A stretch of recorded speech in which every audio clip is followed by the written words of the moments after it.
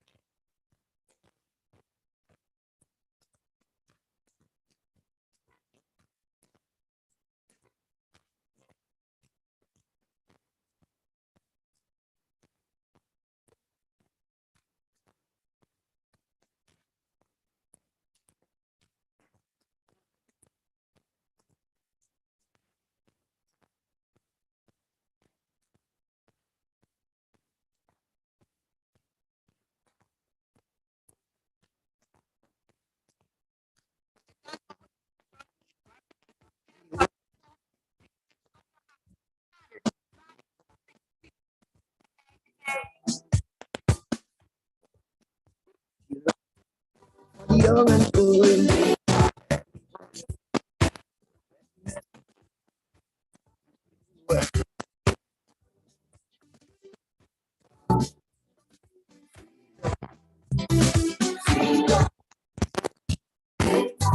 Jangan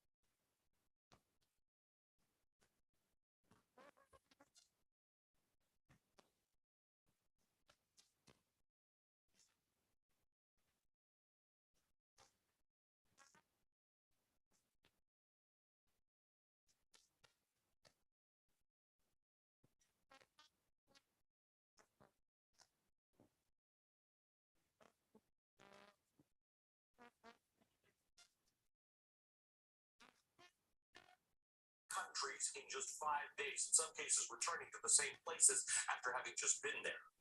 The primary goal of this diplomatic blitz was to prevent the Israeli-Hamas conflict from becoming a catastrophe, which would result in the deaths of thousands of innocent Palestinian non-combatants, temper global support of Israel, over into a regional crisis and possibly even a global war, given all the players involved. Discussions during those high-stakes meetings centered on establishing a humanitarian aid corridor to alleviate the suffering of Palestinians in Gaza, working toward the release of American hostages held by Hamas, and ensuring that Iran or Hezbollah do not open up a second front against Israel. Secretary Blinken managed to broker an agreement to establish a humanitarian corridor in Gaza, which is facing a dire crisis due in part to the bombings and evacuation orders from Israel and to a complete blockade on food, fuel, and medication imposed following the deadly Hamas attacks on October the 7th. President Biden subsequently announced an agreement earlier this week with Israel to permit the delivery of aid from Egypt into Gaza, and trucks containing food and medicine finally began entering the Gaza Strip from Egypt today, 2 weeks after the bombings began, although aid groups described the 20-truck aid delivery as a, quote, drop in the ocean. President Biden has pledged $100 million in aid to Gaza and the West Bank. Meanwhile, Egypt hosted a peace summit attended by several Arab heads of state, the Palestinian Authority leader Mahmoud Abbas, and representatives from the United States, China, Russia, and the European Union.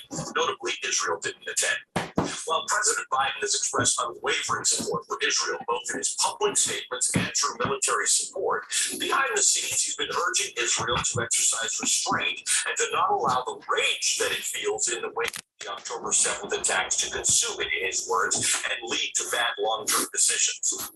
Stopover with reporters on his way back from Israel, President Biden revealed that he had cautioned Israel to avoid repeating the same mistakes made by the United States in the aftermath of 9/11. Biden also disclosed that U.S. military officials, in their discussions with Israeli counterparts, had explored alternatives to a ground invasion, which could result in significant civilian casualties in Gaza and military casualties for the Israeli soldiers involved. For more on this, I'm joined by Ben Rhodes, the former Deputy National Security Advisor under President Barack Obama. Ben is an MSNBC political contributor and a co-host of the Pod Save the World podcast. Ben, it's so hard to address the numerous parts of this unfolding crisis. But there are people in our government, it seems, who are thinking beyond the immediate, beyond today's opening of the Rafah border and the 20 trucks that went in and the 100 trucks a day that they're going to need, even beyond trying to avoid a ground war, into whether this can be made into an opportunity for some sort of durable peace between the Israelis and the Palestinians. Is there any sense of that being possible? I mean, right now, Ali, it looks more difficult than it has in a very, very long time. Short-term and the long-term issues. The short-term issues are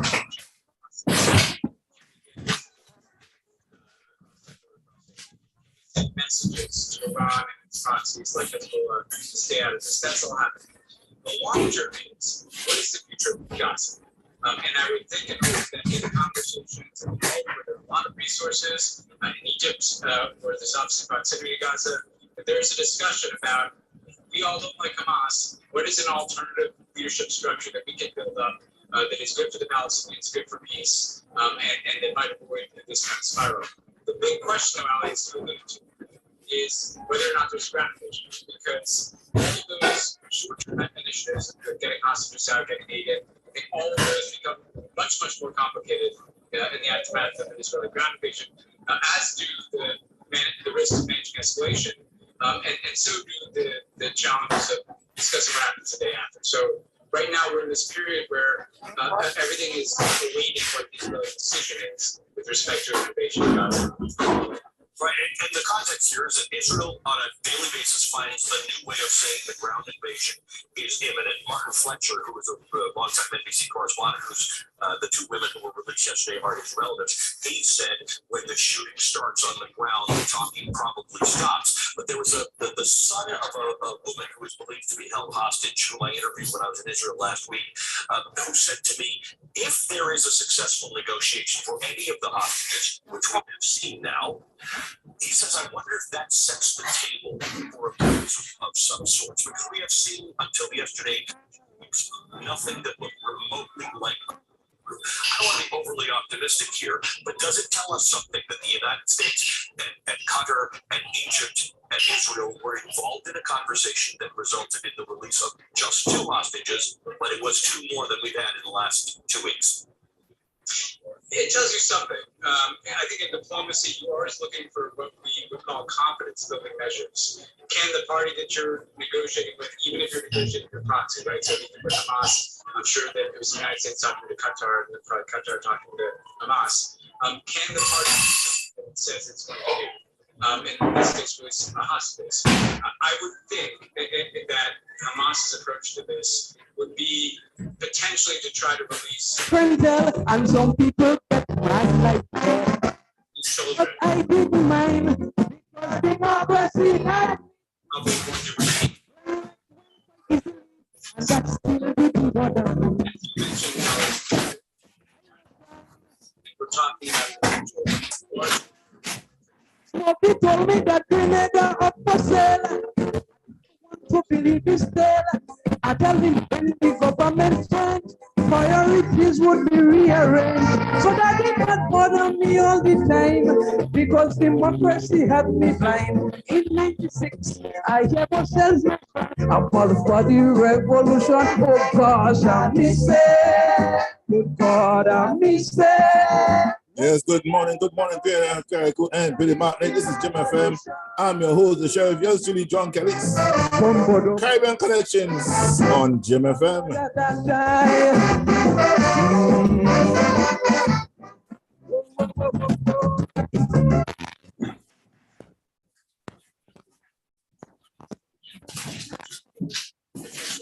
uprisings on their own public outlets as well. So the U.S. kind of becomes a conduit for that kind of messaging as well. Mary Miller has worked for decades on this, well, on the Arab-Israel peace process.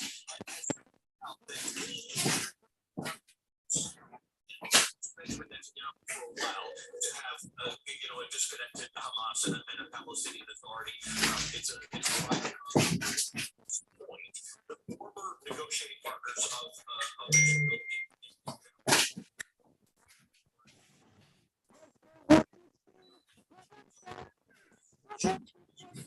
about either empowering. Are not real.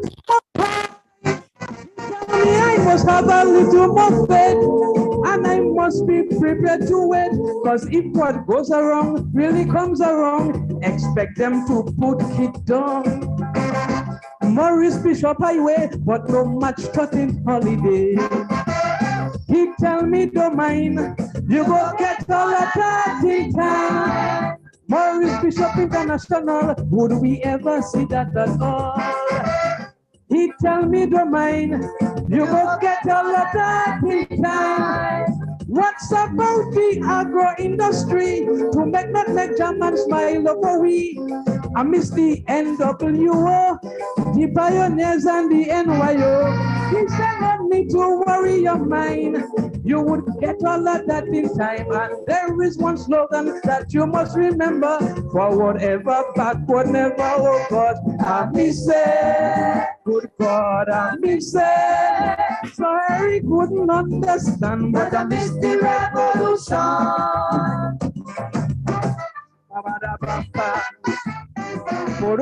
Yes, Mr. Revolution.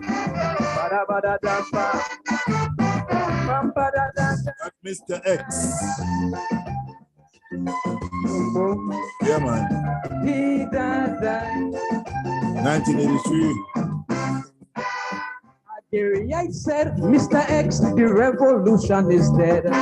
Maurice Bishop would be no more. Who don't like it, they could pack up and go.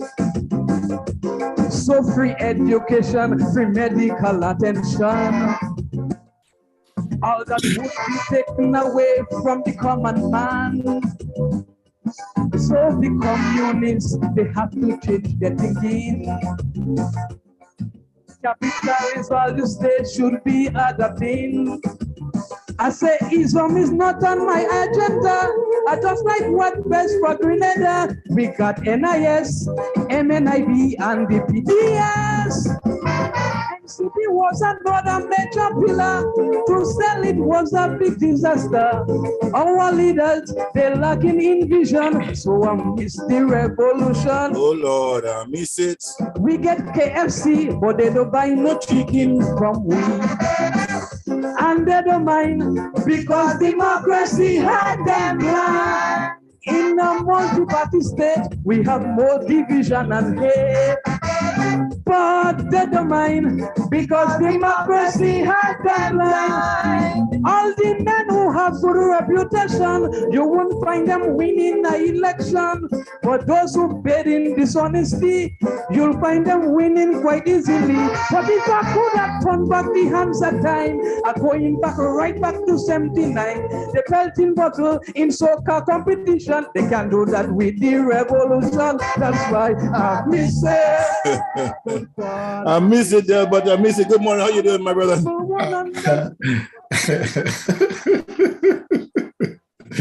God, I miss it. I miss it. I miss it. Good morning. Good morning. Good morning. God no, I wouldn't understand, but I miss the revolution. I miss it. God, I miss it. Let me see you wave your hand if you miss the revolution. Oh gosh, I miss it, and all of us miss it. Let me see you wave your hand if you miss the revolution. Come with my soul, good night. Yes. I miss the revolution. I don't know about the rest of you, but I do miss the revolution.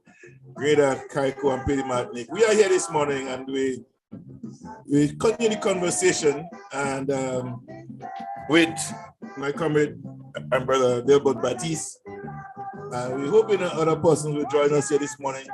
But the conversation continues as it relates to heroes and other current affairs and development in Grenada, Carriacou, and Petty Martinique.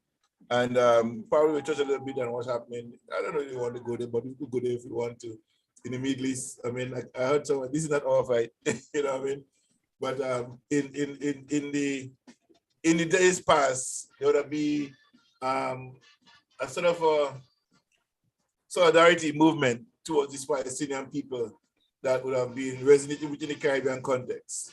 But as we evolve as a people, we come to realize that even these people have driven off most of the Black people out of the same land too, you know? So we have to have consensus on the whole thing, but there's a lot to be said about that situation.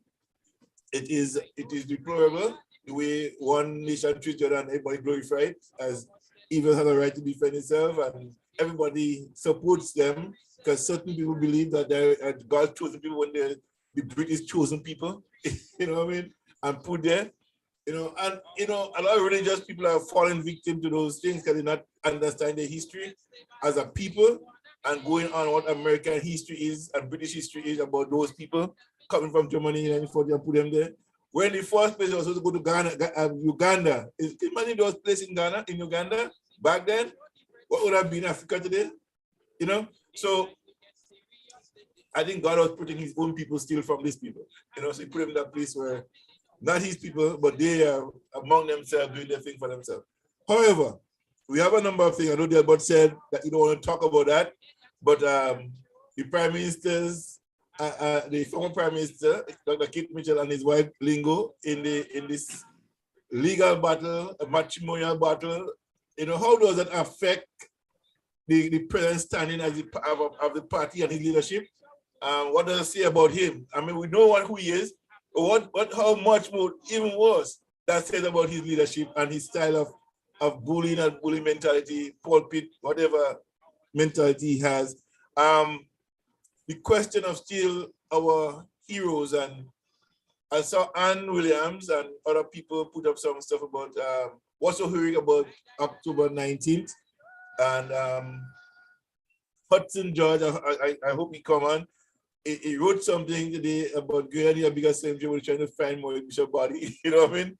So that I saw and I thought, what, Hudson, you know? So a number of things have been going around in social media. So today I hope we could have this wide discussion on different topics this morning to talk about those things, current affairs, you know, the talking point of things that happen, and anything else that you see that you want to talk about, we could also dive into that as well. All right. So again, welcome to the Gem FM platform, the Genesis Magazine Radio and Gem FM TV, Genesis Magazine TV. We are here this morning, guys, Delbert and I again, and we're hoping to have a nice civil conversation as usual. I hope that you engaging us. You can call us and voice your opinion on any matters of Grenada taking place right now, or any Caribbean in the world, and we hope we could give you some good answers to it. However, having said that, let me see if I'm on. Yes, I'm on in this list, but not on the Facebook page. Okay. So yes, Delbert, Baptiste, talk to us. Let them know listen, I mean, where you're from again. October is a very it's a very reflective month for Grenadians, you know.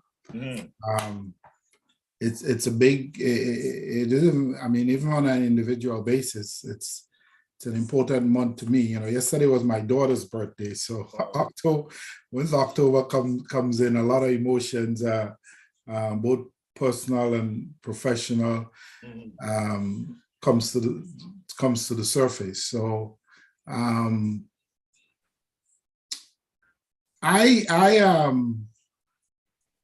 it is funny when somebody would say, why do we need a Heroes Day or whatever day you want to call it? And especially if these people are living in the diaspora, whether it's in any one of the metropolitan cities in North America or in Europe.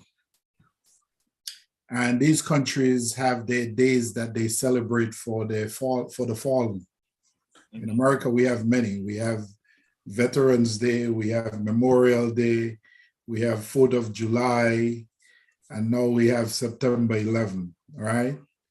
The same folks who are questioning whether or not we should have a Heroes Day or a Martyrs Day or National, whatever you want to call it. And just endless, you know, names. It could be, you know, they fall in line in their adopted country and celebrate those days with absolutely no problem. Sometimes without even having a full and thorough understanding of what they're celebrating and how it may have, how they would have been viewed when those official days were put in the record. So the idea that is, you want to make it seem like having a Heroes Day or a National Day for Martyrs, or, you know, as some foreign concept, it's not the truth. I mean, we had Heroes Day in Grenada before. People forget that, right? We had Heroes Day. June 19th was our Heroes Day, you know. So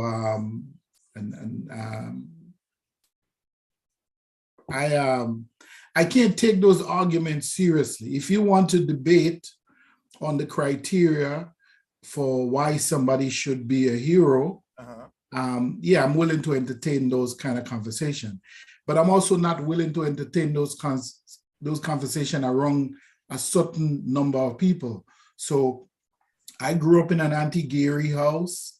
I mean, I don't know. I mean, we were formally anti-Gary, but I recognized that Gary has to be viewed as a national hero, that his name must absolutely positively be in the mix. So if you're telling me he should not be, then I don't know that we have a whole lot to talk about, because it means that you have not read our history, you have not read regional or world history, and you really don't have an understanding of how the world works and the role that politics play in our lives on a daily basis.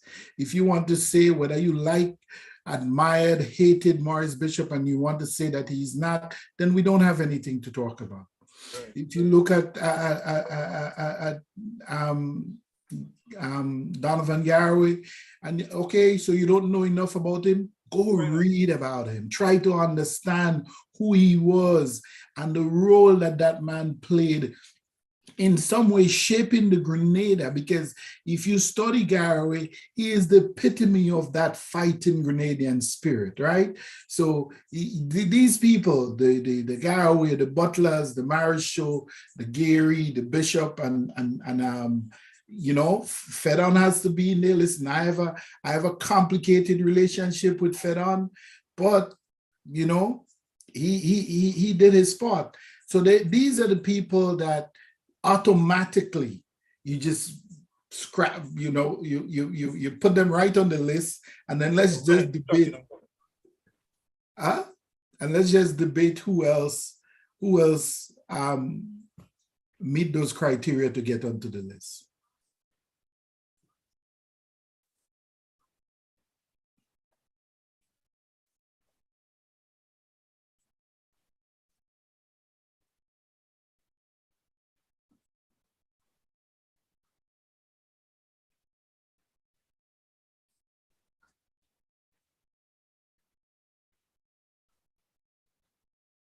Yes, but sorry. Yeah. My daughter is going out, and she's going out in the car with my little daughter, going out, and she's a young driver. I want to check now. Your audio went down. Okay. How about now? Yeah, it's better.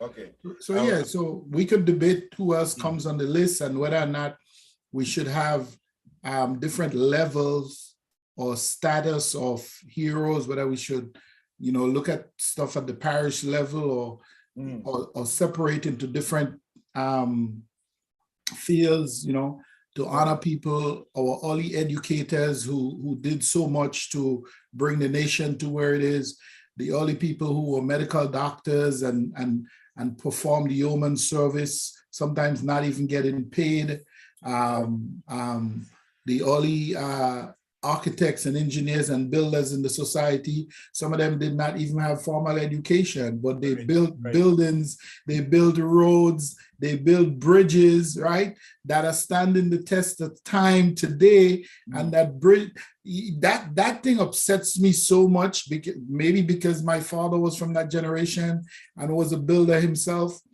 But I can go back in Grenada, all over St. Patrick's and some parts of St. Andrews, and see bridges and roads and homes that my dad built that are standing strong. And I'm seeing roads and bridges and embankment walls and so forth that were built long after I left Grenada, and I've had to be rebuilt 2 or 3 times, when we are supposed to be so much better at that craft and understand construction and engineering and all these things better. So we need to honor those people. We need to honor those people. You spoke the other day about that officer that we talked about. His name was Brizan. Brizan, yes. From the, all right, that who stood up and fought to defend his country. He's a national hero. I don't have to agree with his politics to award him that honor. So we can't make it one-sided. If it's going to be honest, we have to be honest with you, Delbert. To be very honest with you, I found that even on the day of October 19th, so much of the efforts and the tributes was given to Pete Morris and the revolution, and not to the other heroes, not even mentioning Gary in that whole mix. Butler and Sparrow and the whole, I mean, we know it's October 19th, right? And all of us love Morris and we love the revolution. But let us be fair. Let us be very fair and frank. The tribute was not get to nobody else. Yeah. And it's unfortunate that we galvanize everything around Morris. And I love Morris and I love the revolution. But if we're gonna do a National Heroes Day celebration and announcing and pronouncing that day as it, we should not just settle about Morris and what happened on October 19th. I think it becomes real and not focusing on the other heroes as heroes. I understand that, but you have to understand also, okay, so this is the first time we're doing something like that within this framework, right? Mm-hmm. So it's like we are learning this thing all over again. So those folks like ourselves who operated in that era, who understood why we need national heroes, okay? And sometimes why do we need regional and international heroes? Because Grenada does not exist in isolation of what happens in the rest of the world. So we used to have African Liberation Day, where we honored African leaders who struggled to bring independence to the continent, right? That's important for us. That is part of our legacy. That is part of our history. But I think the reason why this thing is, listen, October 19th is going to remain a hot date for generations to come, all right? In many people's mind, Morris is paid the ultimate sacrifice, okay? And there are people who will love this man until their very last breath, all right? And there are detractors too. There are people who would despise him or hate him until their very last breath. But he remains that singular figure in the lives of our people. Now, a lot of Grenadians who are living today do not know who Garraway was. They didn't live in his generation. They don't know who Marichaud was, even though if we have a college named after him. Okay, the two really leading figure is Bishop and Gary. Okay, more and more people probably beginning to learn about Butler and Fed on. Okay, but those two singular figures, Eric Gary and Morris Bishop, you know. And given the fact that the way he died, it's going to have an oversized. Anytime October 19th come around, his name is going to have an oversized influence on whatever happens in the country.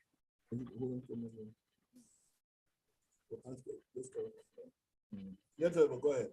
Yeah. So I understand that. I saw our good friend Hubert White. We should try to get him on the show one of these days. He talked about. He said that the event was a bust, right? Well, it was the first time we're having it in 40 years, all right, and. Maybe it was not properly planned, but next year is going to be better. You know, we're going to build on what happened, what was positive and what was good about it this year. You take it and you expand it next year. And there are a lot of people criticizing, well, not a lot of people, the usual suspects criticizing, well, how could you have a Heroes Day and not have named anyone, okay? And I sympathize with that thinking, but I also think that the most appropriate time to name the first group or band of heroes would be on the 50th anniversary of independence. Yeah, I personally have I think, and I said it before, that naming heroes. My first part, 7 or 10, we know who they are by virtue of the work that they have done. Started from Federal, Gary, Morris, Butler, Sparrow, Dale Hinabino, what they call together, the other lady we was talking about last year night, the nurse, this nurse lady. But we have a number of people that we could without debating if we should make them national heroes. Yeah. They are naturally treasured as national heroes by what they've been in that space. They have contributed to Grenada, and not only just to Grenada, but the region and the world at large.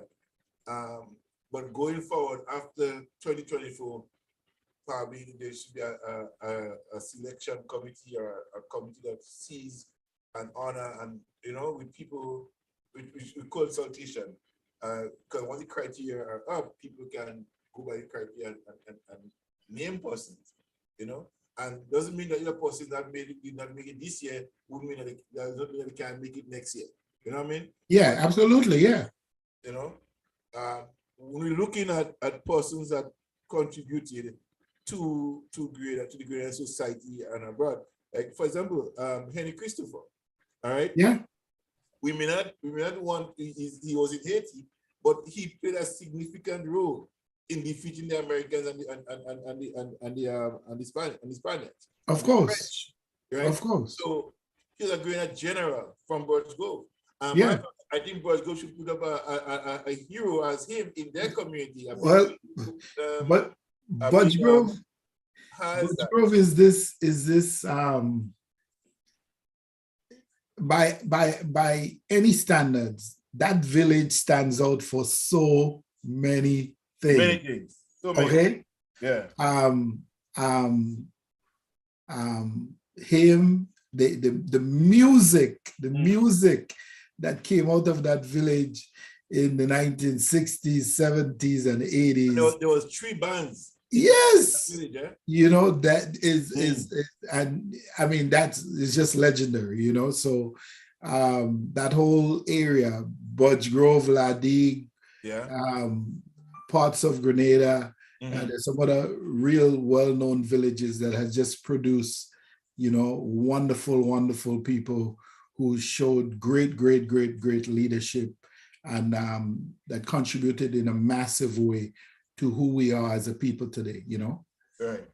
I want to invite persons to call in if they want to do so. It's 437-980-7467 WhatsApp call. We're talking about our national heroes today, folks, and among other things, but we're going in segment by segment here. And right now, we're talking about national heroes and who qualify and what your thoughts are, and even on the National Heroes Day. Call us 437-980-7467. Delbert and I are here, hoping to be joined by others. So keep it coming. Let's just go there. Let's continue the conversation. Yeah. So yeah, that, you know, one of the things that I really want you to see happen going forward too is not only, again, we have to focus a lot on the female contributors to our history, right? I don't think much emphasis has been placed on that at all over the years. Your audio went down again. Yeah. Okay. I think I have to get on your mic. I don't know what happened here. Okay. How about now? It's a little better. All right. So yeah. I was saying that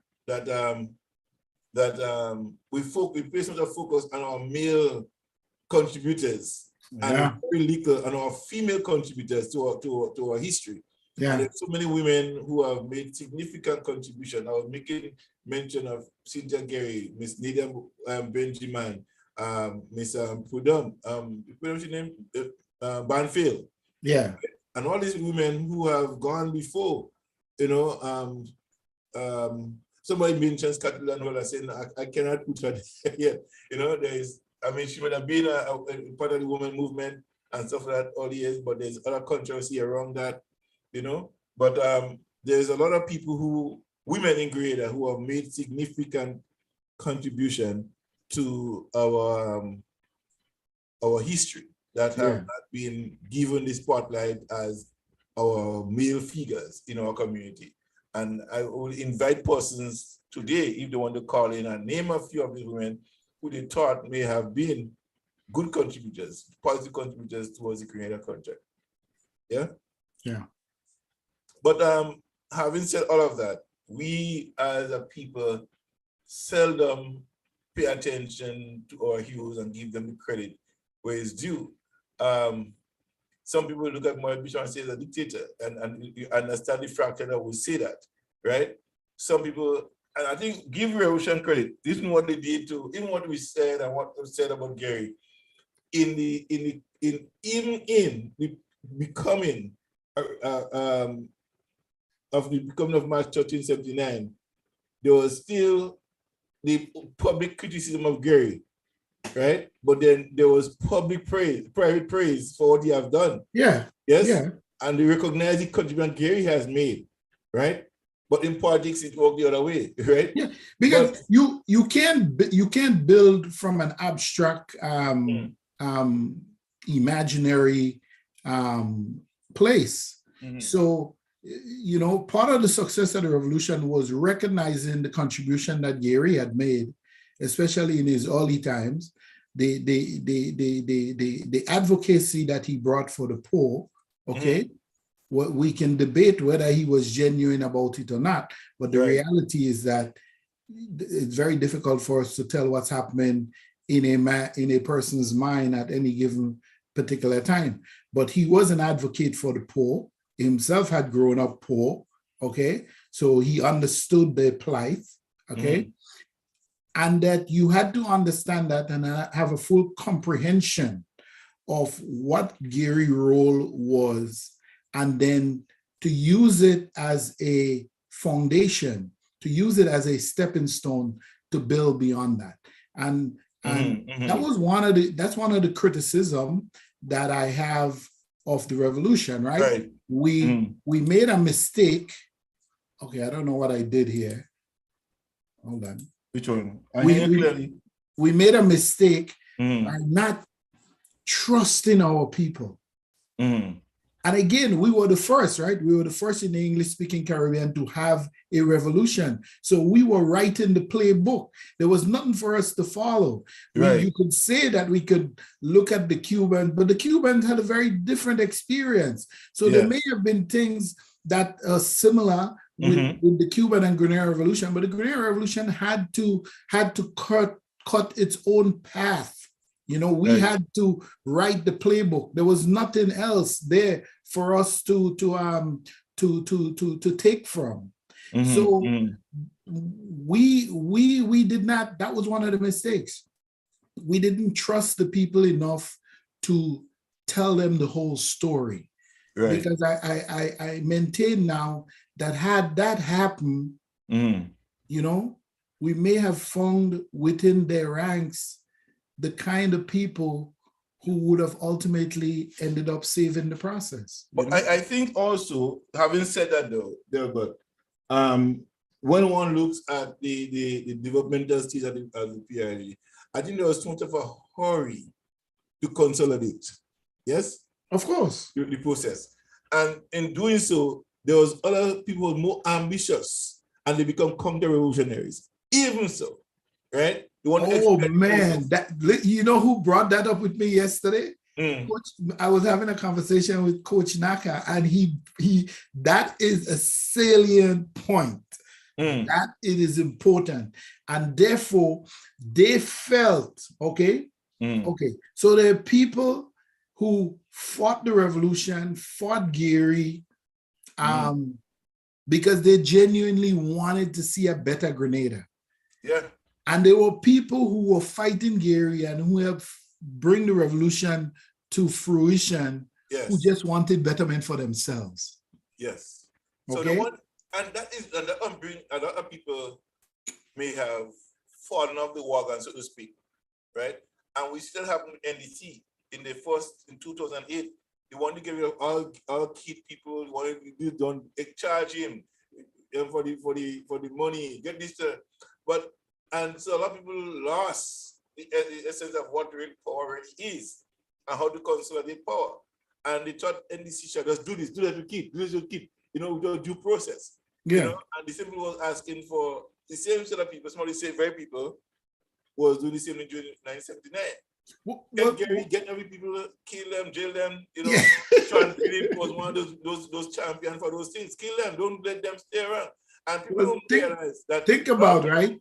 that the only people who were arrested in the wee hours of the revolution, right?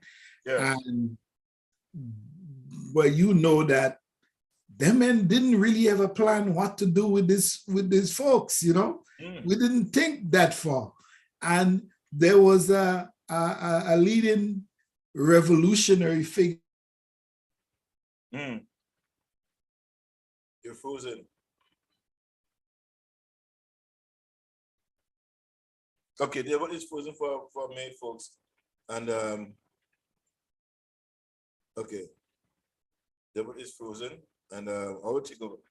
Yeah, so we are discussing this morning, folks, our heroes, the October 19th Heroes Day, among many other things. We're hoping that persons will be able to call in and make a contribution. And we automobile revolution and the exploitation of the process. A lot of people fell off the wagon and become counter-revolutionaries. And similarly, so with the NDC coming to power in 2008, right? They had felt the same way again of NDC and Tillman should have done certain things. And some people get angry. Some people criticize Tillman for not going after Keith hard enough. And the same thing with the revolution. People wanted to go hard. And because they was not going hard of a lot of people get upset. Some people want to expedite the process of becoming and having a revolution, maintain a certain level of toughness, and so doing, a lot of people get fall off the wagon, right?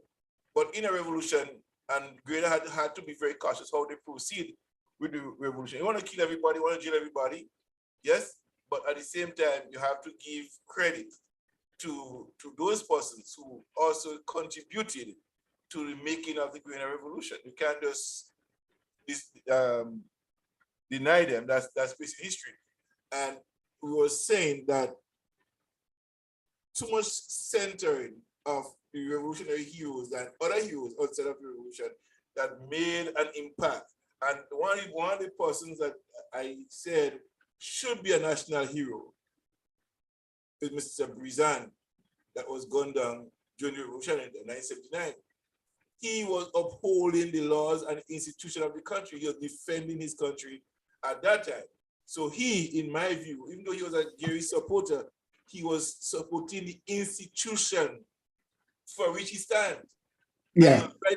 Rightly doing that. So we can't, he should be named a national hero among the Maurice bishops. If you are Maurice Bishop a hero, Mr. Brizan stood up and stand up for Grenada and for the institutions that he was governed, he was commanded to defend as a police officer. That was his duty, and he died in the line of duty. Yeah. So he must be recognized as a national hero. See what you want? He has to be recognized as a national hero. Give him that. Not because the revolution, and you know that, but being all of us being revolutionary, and I'm saying this to say, we center too much on only revolutionary heroes and not the other people. And I see that happening again now, even within this context of the new era which we are in now, that we focus on Morris, we focus on Jackie, we focus on, but there are other heroes in Grenada before these people are. So let's have a level playing field where we can discuss. And people might be upset and saying, why Morris? Yeah, we understand, but there are other people that make significant contribution to the Grenadian context, and we not give that space and that time.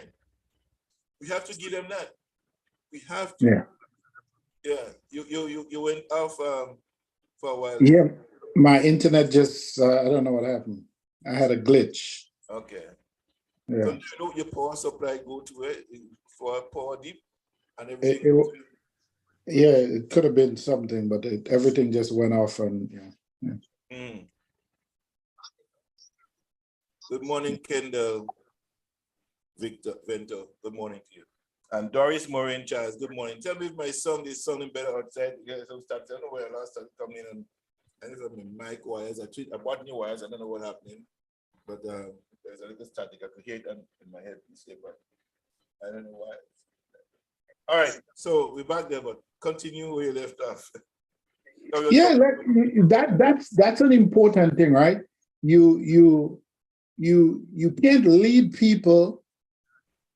You want them to trust you. You also have to trust them. It's a two-way street, right? Mm-hmm. And I felt that was one of the major failures, of our era. Another one is that we did not sort of create a cadre of elder statesmen that the revolution respected. Okay?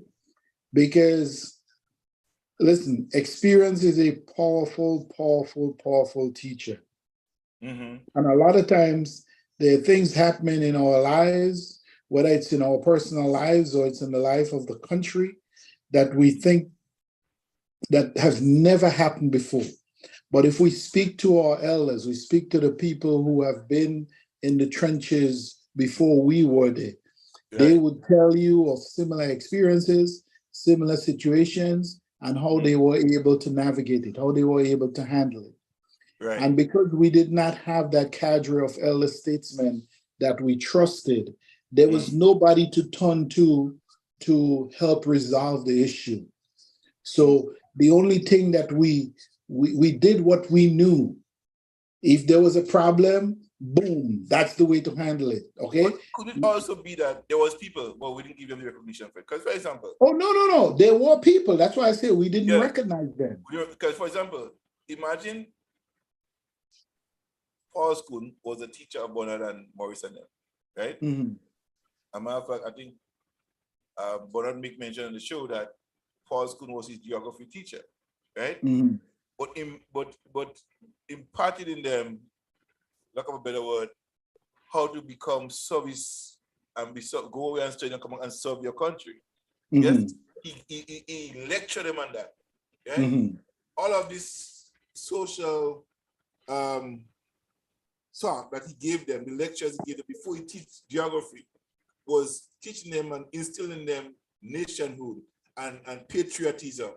He has instilled all of that in them. Now come back and build, come and work for your country.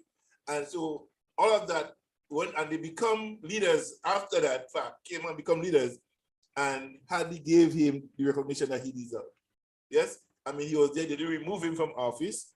I remember, I go to him several times and I've spoken to him several times. We need to have a conversation that left to them, but I know Juan has visited him on several occasions, yeah?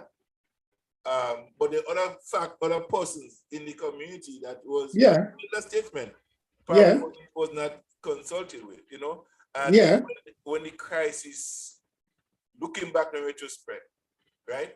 I think that aspect there could have brought in people like Paul Schoon. Well, the men that we are talking about here and women, I don't want to leave them out of it, were people who had helped mold us into really becoming revolutionaries, right? Yes. Okay. But we now had power and we felt that that's all that mattered. Mm-hmm. So when you look at people like some of them were our fathers and uncles, okay? Old Mr. McBarnett, who was such a terrific gentleman, well-known educator. I mean, I had known this man before the revolution. I looked at him, even though sometimes we used to think these people were much older than they really was. But when you're 15, 16, 17 years old, everybody's old to you. Yes. But I remember him in the Ministry of Education at that time. He was always so energetic, Every program that the revolution came in, and he was not no revolutionary, but he saw the value. He saw how this was helping young people, and he was ready to go. People like Miss Margaret Dow, people like Miss Horsford, all these people who contributed immensely during that process. They just came in every day and did their work, letting the machinery of government work. Irrespective of whether they had supported the revolution or not. So we have to, and we didn't turn to them. We did not turn to them. Right. And We I did not. think we just doing the work in the ministry and they leave them there. But I think if we had employed the expertise within, even when the crisis began to unfold in the early 80s, Mhm. we have taken these people to counsel them and into that mold. Yeah. We have saved the revolution. You know, Yeah. I think that being young, ambitious, and wanting to do it, we don't want the old heads of colonial leaders to Yeah. use social movement. That would have been like, we don't want them to influence us because that's who they were, they colonized, and we don't want them to come into that space where we try to build a new socio-economic base for the people. We think that there was trending on the older side of history, where we are coming in to build a new kind of a system of democracy. They didn't see the advice of the old who have been impacting and helpful for that era. So I think that was one of the oversight in the revolution. Looking back now, that we should have employed those people to advise us, older statesmen like that. Who was your teachers? These people have molded you, shaped you in one way or the other, right? Yeah. And that's one of the things that when a village does not pay homage to the elder statesmen. Of course. That's one of the And that's why our connection to Africa is important. Yes. You know, We have that. because in the African tradition, the elders are revered. You know. Right. Yes. Very much so. But I think we have to, even going forward, and I think one thing I admire about the new administration in St. George's under the direction of Deacon Mitchell is that he's embracing the ideas and some of the programs in bits, and some of the instrumental. Because they served our people well. Yes. And it's like, even though my car lost its 2 front tires, doesn't mean that the car is a good car. Yeah. And I think the ocean have lost its 2 front tires, but the organs and the people who spearheaded that movement is still there in the car. Yeah. They haven't left the car. They're still in the car. So let's get the ideas and come out and fix the car tires and let's move on. I think that's where this government is at right now. And people are upset. I heard it on social media, I heard people saying, well, they have a host of revolutionaries and that. In Mr. X song, he says the revolution is creeping back slowly. Look, if you look but that's a kind of, it's a very self-serving, it's actually a very weak argument, because the revolutionary forces splintered tremendously after the demise, and different people joined different teams. So Keith had his fair set of ex-revolutionaries who were in his camp, the Ram Folks, the Louis Gunn, what's his name? KB, you had KB, you have you have Senbi, you had these are all people who are up there. I mean, when the revolution collapsed, Einstein was chief of staff of the army. Yeah.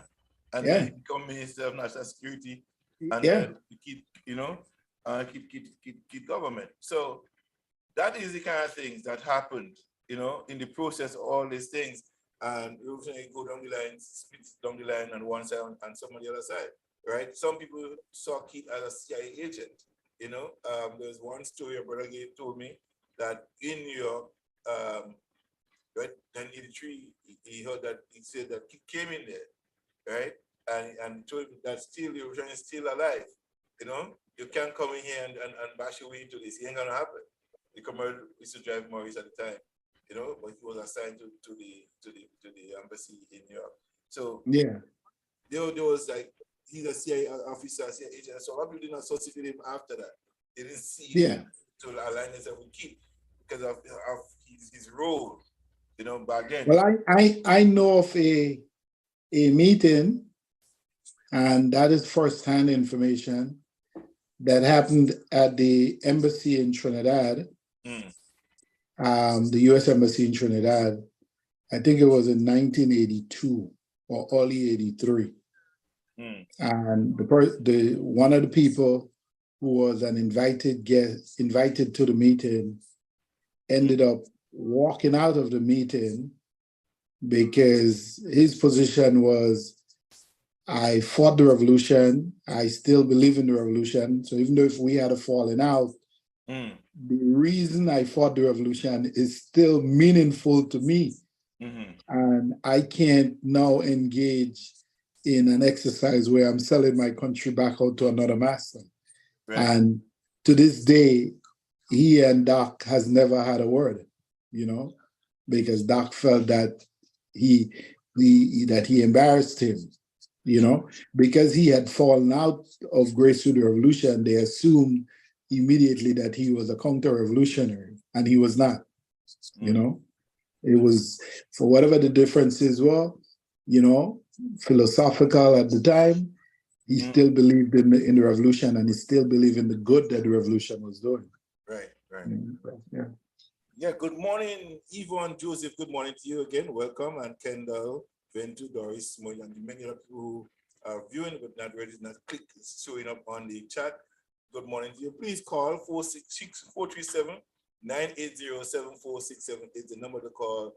The WhatsApp, call us, and we could probably engage us in conversation and share your thoughts on October 19th on the actual pronouncement of Heroes Day in Grenada, Caribou, and Pili Martin. Well, Delbert, as we're still taking call, we'll still be taking call on that, but there is another thing I want to talk about. I know you want to stay far from that, but I'll have to pull you in as a farmer pull that stub and pig a good. The former Prime Minister Keith Mitchell is now in a kind of a legal battle with his ex-wife or his whatever his wife is right now. She claimed that he sent men to lock the door, put metal bars on the door, prevent them from getting into the matrimonial home.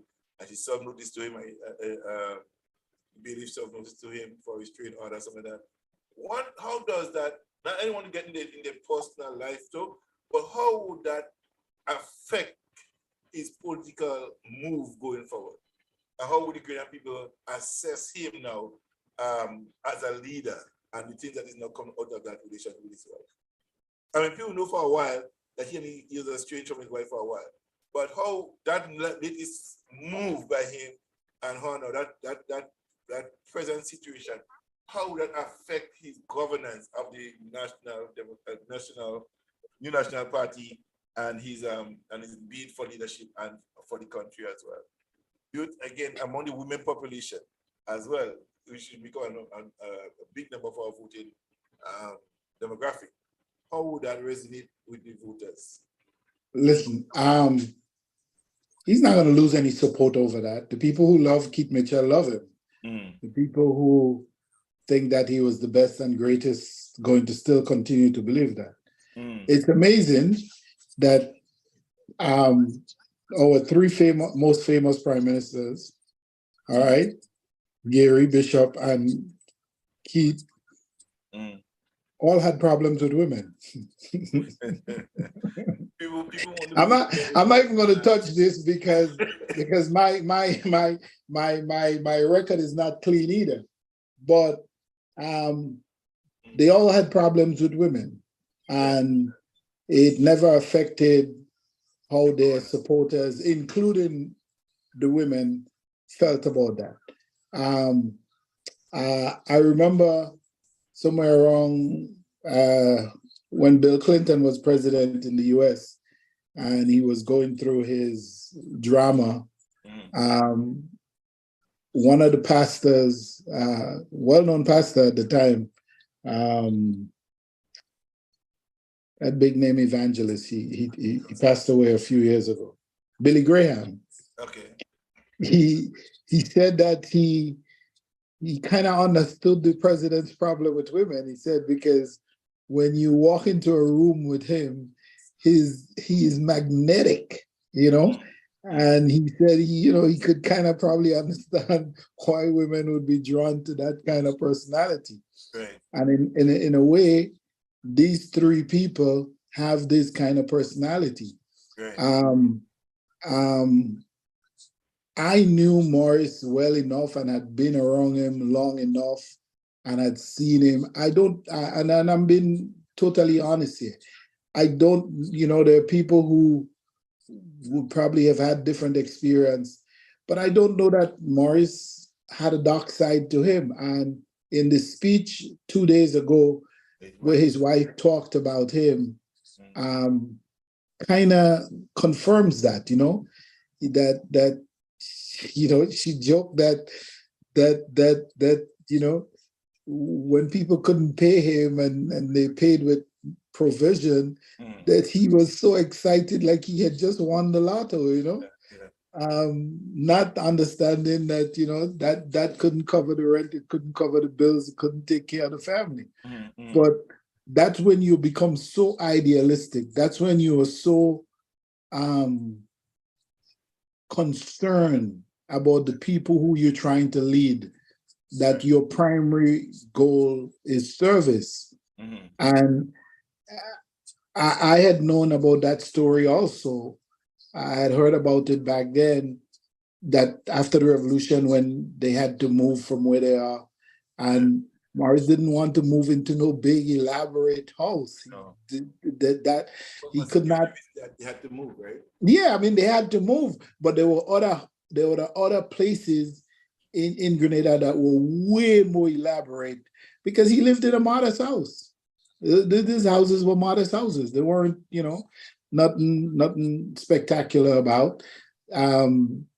Decent location, He didn't move to the richest part of Grenada, which would have been a Lansapine or a thing. No, he stayed within, because you can't have people suffering. You can't have children not having transportation to go to school or going to school hungry, and you're the prime minister and you're living in opulence. No, that doesn't work. So, but we know of Gary's dark side, and we know of Mitchell's dark side. Okay, so I don't know. I'm very wary to get involved in their personal marriages, because when marriages begin to fall apart and when you get to the point where you're in divorce proceedings, things tend to take a turn.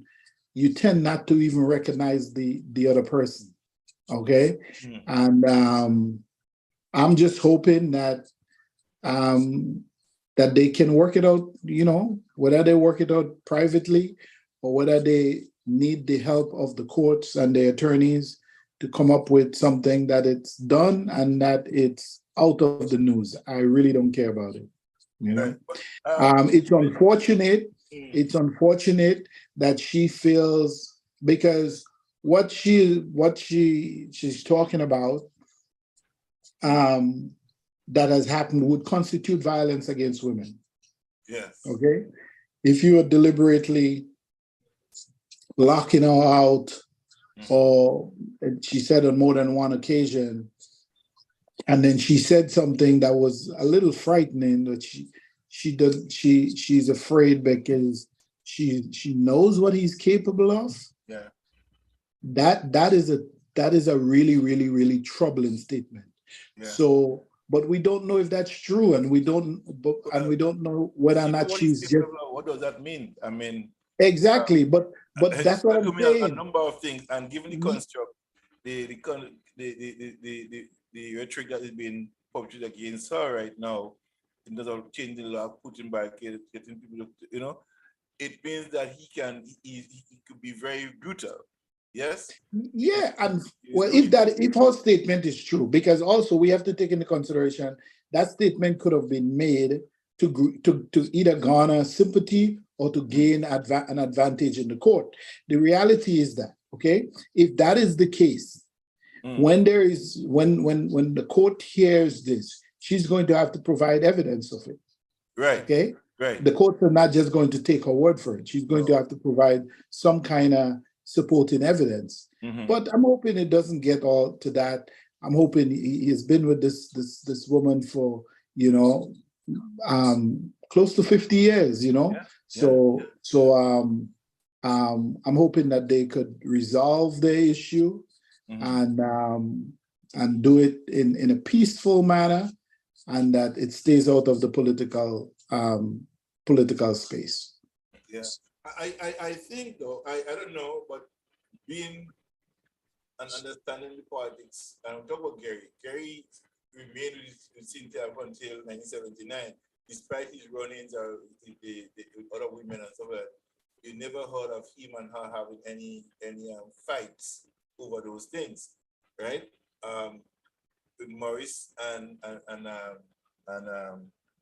Angela, right? You never have any public squabbles or anything like that. She quietly move on, right? Out of the woman move out of the revolution in one sense, right? And then Jackie move in and all this stuff going on. But we and I probably know more than one instance of moving for Morris and women and stuff like that. But within this particular situation right now, given the history of the leader, the former prime minister itself, and his vindictiveness, we see what they have done to Nas and other people, right? So when she made this statement, she knew what he's capable of. She probably knew what she's talking about. Yeah. And deeply in our political analysis of him and what he have done over the years in office, we could make a judgment call on that and see and look at what his track record and what he has done. And if she come out now and throw this uppercut out in the public domain, stating she know what he's capable of. So I'm scared for my life. But what happens, okay, so if you listen, women make these calculations when they get involved with people with oversized political ambition. Okay, they make these calculations that there are going to be some benefits to the relationship, and I'm not saying that that's the sole reason. I mean, many of these people actually do fall in love, but women make calculations about their future. We tend to look at it differently. With women, they're making calculations about the future, about the family, about what they want to see happen, okay? And I think part of the calculation is that they realize or they recognize that, there may be tremendous upsides, but there are going to be some downsides, so there are going to be some lows, all right? And Doc has a well-known, established, storied history with, other women, all right? It is what it is. So my question is, at this stage, and I'm still very uncomfortable talking about this, what would lead somebody after, which was, almost 40 years at that time, 50 years now of marriage, to decide that this is the time to leave? What happened? Is it because she's no longer, because she has to be put under scrutiny too, because she no longer enjoys the trappings of power? Well, that too. And I think what one have to look at is how involved she was in the process. Where did she sit in terms of power? Did she really have power to make calls, or she just being a wife on the side just to show up? Every wife has power. Yeah, but political power. No, what the smart ones wield it behind the scene. Yeah, that's true. But evidently, would you say then that she was a driving force behind his success? Yeah, I would say that she was part of his success. Men who you know, we as people, we're not made to live alone or to do everything by ourselves. Okay, so if you're in politics or in business or in science and technology, it doesn't matter. If you have that stable home or that stable place to always return, especially when you suffer setbacks and failures. If you have that sort of bond and that sort of confidence in your relationship, it makes those failures and losses minuscule, because the thing that is most important to you would be your family. And if in the midst of failure or despair or setback, your family is there standing shoulder to shoulder with you, nothing else matters. Nothing else matters. And while that is true, right? Then the looking from outside in the present, how do you think Graham public, right, from a political point of view? Because understanding that he's still a political figure. Yeah. But like or not, right? And then you have this Me Too movement that is rising above and rising up, and they will look at that particular thing that what he said that he has done as a violation, right? And someone who is the head and leader of a political organization is doing that to a woman. What does that say to him if he in power? How do you treat women? You know what I'm saying? So they look at all of that even now, and if can you go to him, right? And for amicable solution with a marital problem now, how would you solve that? So people will look at all of these things and say, look, you know what?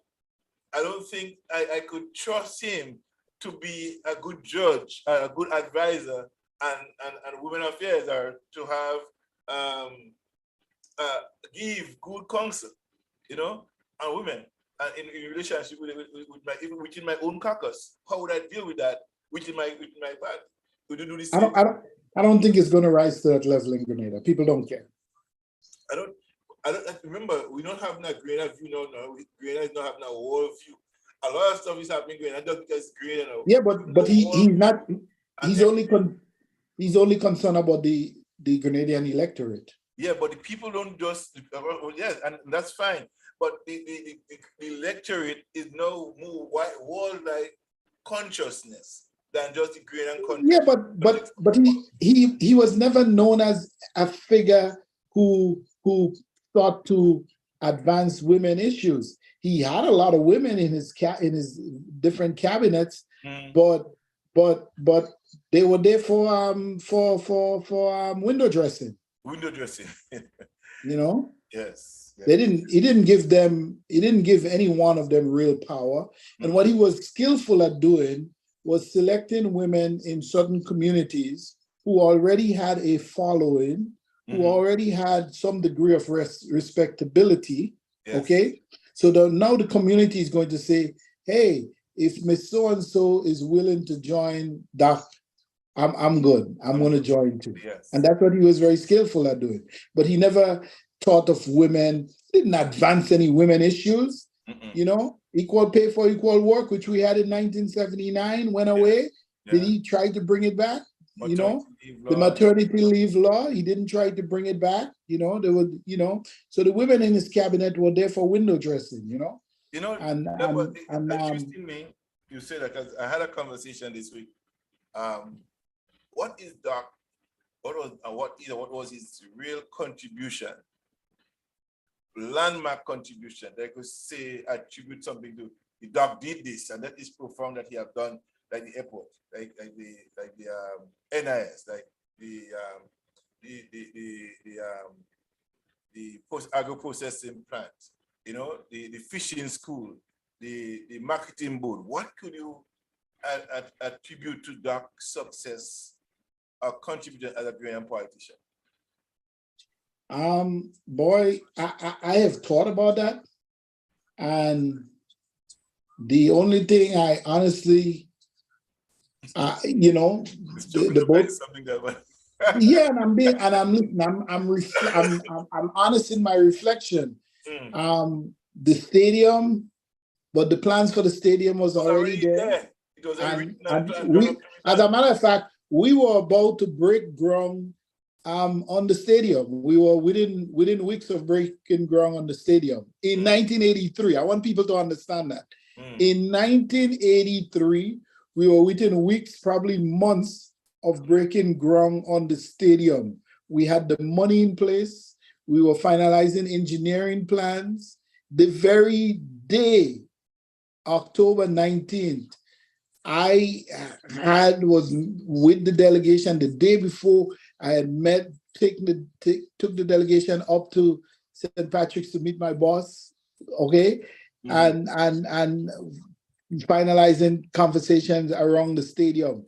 We had presented to both the Central Committee and to Cabinet what the plans were going to be, and I remember that was actually. Let me plug in something there. Queen's Park was rejected as the main space, right? It wasn't rejected, but Morris, in his wisdom at the time, I remember when we presented that in August, could have been August or September of it was August of 1983. We made the presentation. I made the presentation. Okay, I made the presentation first to the CC with the backing of my boss Tan, and then to Cabinet it was myself and Blondell. Okay, and we thought we had it. We thought, we did all this great work, and and Morris just looked at us and he said, "Why do you assume that it has to be built in Queen's Park?" And he just shattered our egos. Yeah, I heard from our voices that Queen's Park was rejected as a one. No, it wasn't rejected. Sites that could be considered for. No, so when we it was I still believe that ultimately was going to be Queen's Park, but Lassa St. David's was big in the running. I could tell you that. It was huge, and Morris wanted. I think he didn't say that because he probably didn't want to prejudice whatever decision. Okay, but he was huge on Lassa because I remember in his contribution, he mentioned Lassa about 4 or 5 times. And there were other areas. But he was right. He was right though. Of course, he was right, and we had first we looked at planes in St. Patrick's, okay. We looked at Progress Park, where is now Progress Park actually not Progress Park, Simmons. Okay. We looked at Lassa and Queen's Park. Those were the 4 areas, okay, and we made the presentation that tilted heavily to Queen's Park. And so he pushed back against that, kind of heavily, and said, you guys need to rethink this. This cannot automatically be Queen's Park, Because Give me some. One of the things I've learned of Revolution, they want to decentralize all the operations, not just everything heading to St. George's. Right? Yeah, I think the following year there was a plan in '84 to decentralize all the government ministries and put some of them out in the old parishes. Yeah. Yeah. Because it make it much easier and make employment much easier. Because a lot of people leave the country and come to town, And I think when I was on this show, when we spoke about having a deep water harbor in St. Andrews. Yeah. Right? We're right in the town of Grenville, or just south of that marquee or somewhere, because what you didn't want happening is airport in town, main port of seaport in town, everything St. George's, and you have farmers who are to travel to St. George's to bring their product, pick up the machinery, to pick up the tools in St. George's, and the farming is not taking place in the town. It's most of the places, I mean, apart from Woburn probably and what do you call a place over there?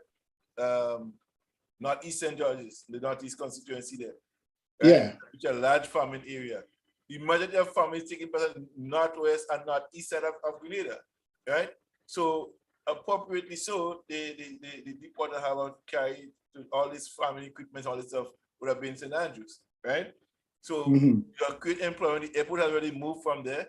So you have to balance it off. That's what you think. One thing Brad mentioned about having that kind of a shanty town. Everybody goes to enough housing for people. They want to avoid that. So they will decentralize and other things. I think that was really good vision to decentralize and to make the country more balanced. And that would be a good, if one thing I know Hudson would be loving, if that had happened, it'll see the revolution in a different way. And I criticize for what it was, but not having the vision as to make it what it is. But I want to say this to say that all of us, all our efforts to build an economic base, to build a society, a community that was reflective of what people wanted to happen for them and for the children. The Green Revolution had laid the foundation for that to happen. There was no way we would have a St. George's central economy for sure. We would never have. No way. And the decentralization was in process. The other thing that I said to that, give Gary what is his, right? The majority of housing schemes in Grenada, not the apartment building, no, actual houses in Telescope, in River Road, the Limes area, frequently. In Bonnet, there was one in Bonnet too. All that was under the Gary government. And we seem to forget those things. Yes? Yeah. That was done by Gary. The medical school was under Gary's leadership. I always like to mention your school bus. Yeah, we had school buses in the 1970s. Yes, by Gary. That was under Gary leadership also. They broke down every day, but they got fixed by the afternoon. Yeah, we had good mechanics on them too, right? Yes. Felix from Crochet was the mechanic in the garage there. Mr. Ray from Tivoli drove. Mr. Raymond, yeah. Old Go was one of those other drivers. This man was the people who didn't know and didn't take the time to kind of talk to him and, get a little more. Mr. Ray was such a brilliant man. Very much. And he was such a compassionate man. He had lived in Canada for some time and seen the outside world, and that usually brings different perspective. Yeah, he was a big time Garrett and all of that. But he understood why he deplored political victimization. Because I remember after I was thrown off the bus, what used to happen, these buses used to drop us off. Sometimes they had to make two trips, whatever, in and around the area. If they had to go to service in St. George's, they would go and then they would come back. But a lot of the days, most of the days, the buses were parked up right there. They didn't go anywhere. Right. All right. So you would have they would be these drivers. There was another one called Masters. There was another one called Raymond from St. George's. They would just kind of be around the school. They would sleep on the bus, hang out. They would walk around with the students. And I remember after that incident with me, I was taught, Mr. Ray kind of pulled me aside and was talking to me, and he told me how, he want me to understand that he couldn't do anything about it, because at the time the minister made the decision. Right. But he expressed such sympathy, okay? And when somebody's been genuine and encouraged me to not give up, don't give up on what you believe in, He said, don't let that deter you, And I remember that. And after the buses and them, they fell apart because they were old buses Gary had brought to Grenada. he then started driving trucks for the Ministry of Communication and Works, because the buses was never under the Ministry of Education. They were under the Ministry of Communication and Works. Okay. And he so by the time the revolution came around, I ran into him again, and he was all smiles. He himself, who was a former Garyrite, became tired of the Gary bullshit, and he had become I wouldn't say an active supporter of the revolution, but the revolution had his blessing. And I remember him pulling me aside and saying, "You see what I tell you? Nothing bad lasts forever." Right.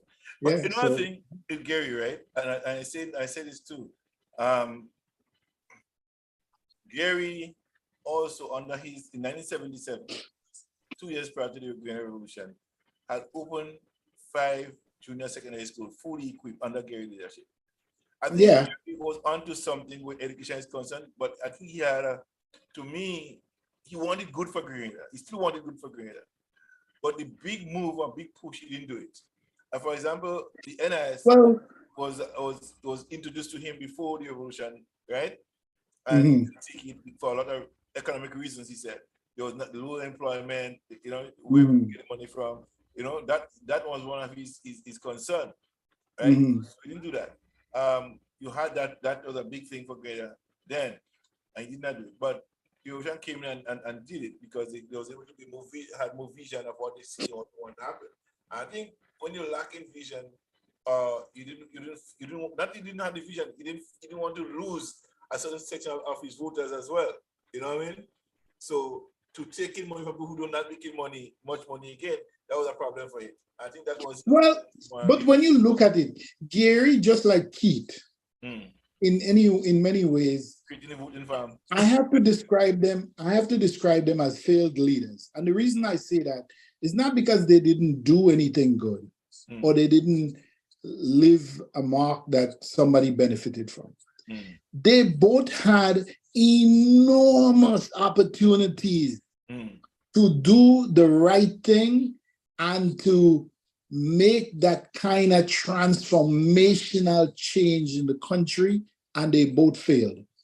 Unlike Keith, however, Gary was doing more for the Ghanaian people. No, well, so if you judge it within that particular context and within the era, yeah, you can say that. But remember, the schools, this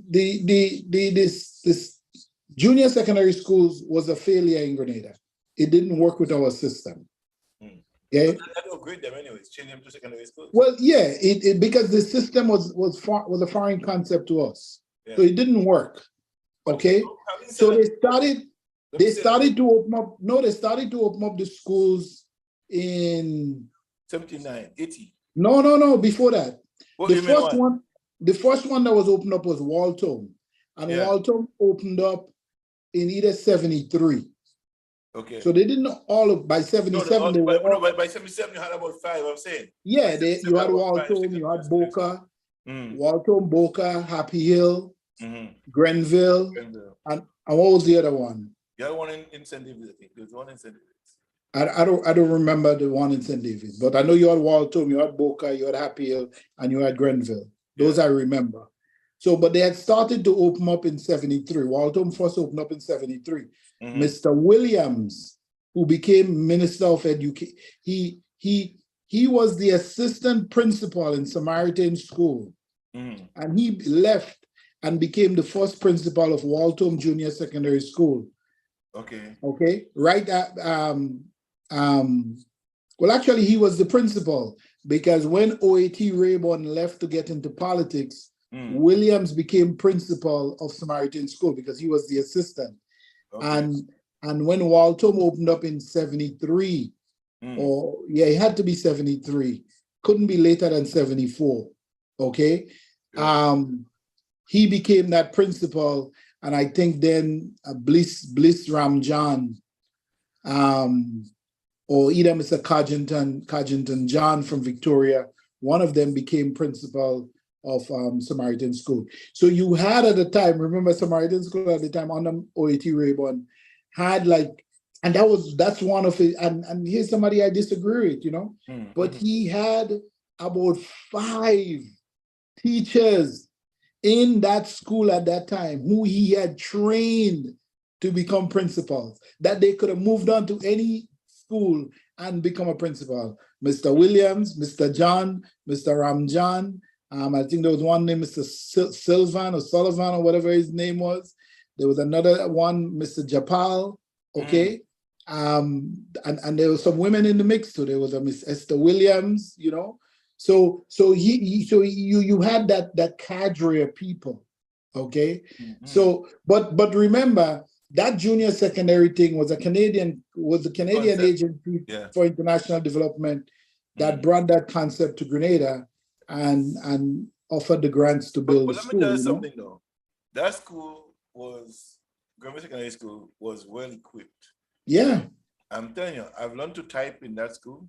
I took shorthand for the first 3 years. I love shorthand. Right? I did accounting, lab there. We could do accounting. Then I had the woodworking center, which was my big thing. I love the woodwork center and the drafting room. So that's where I learned my drafting from. Right? Yeah. That drawing from. So today I could attribute my success in my drawings and my designing to that. Right? Yeah. I got all of that from, when I came to Canada, I went back to school and improved myself. I took that drawing and stuff like that. Right? But that's where I get my basic training from in terms of typing. Like we could type now, 100 probably 75 words per minute. I can't do them now, but we were too silly. I remember in the typing class in Shaper, one guy took typing, and really? we gave him hell. I didn't know our class. I think all the guys in the school in our class wasn't typing.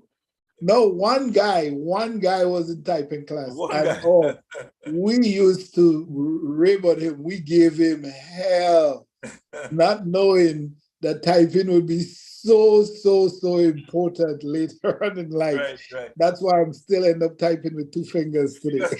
I still know my home keys.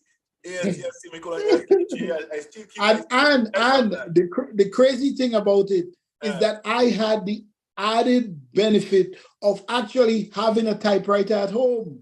My family owned a typewriter, but I wouldn't even go near to it.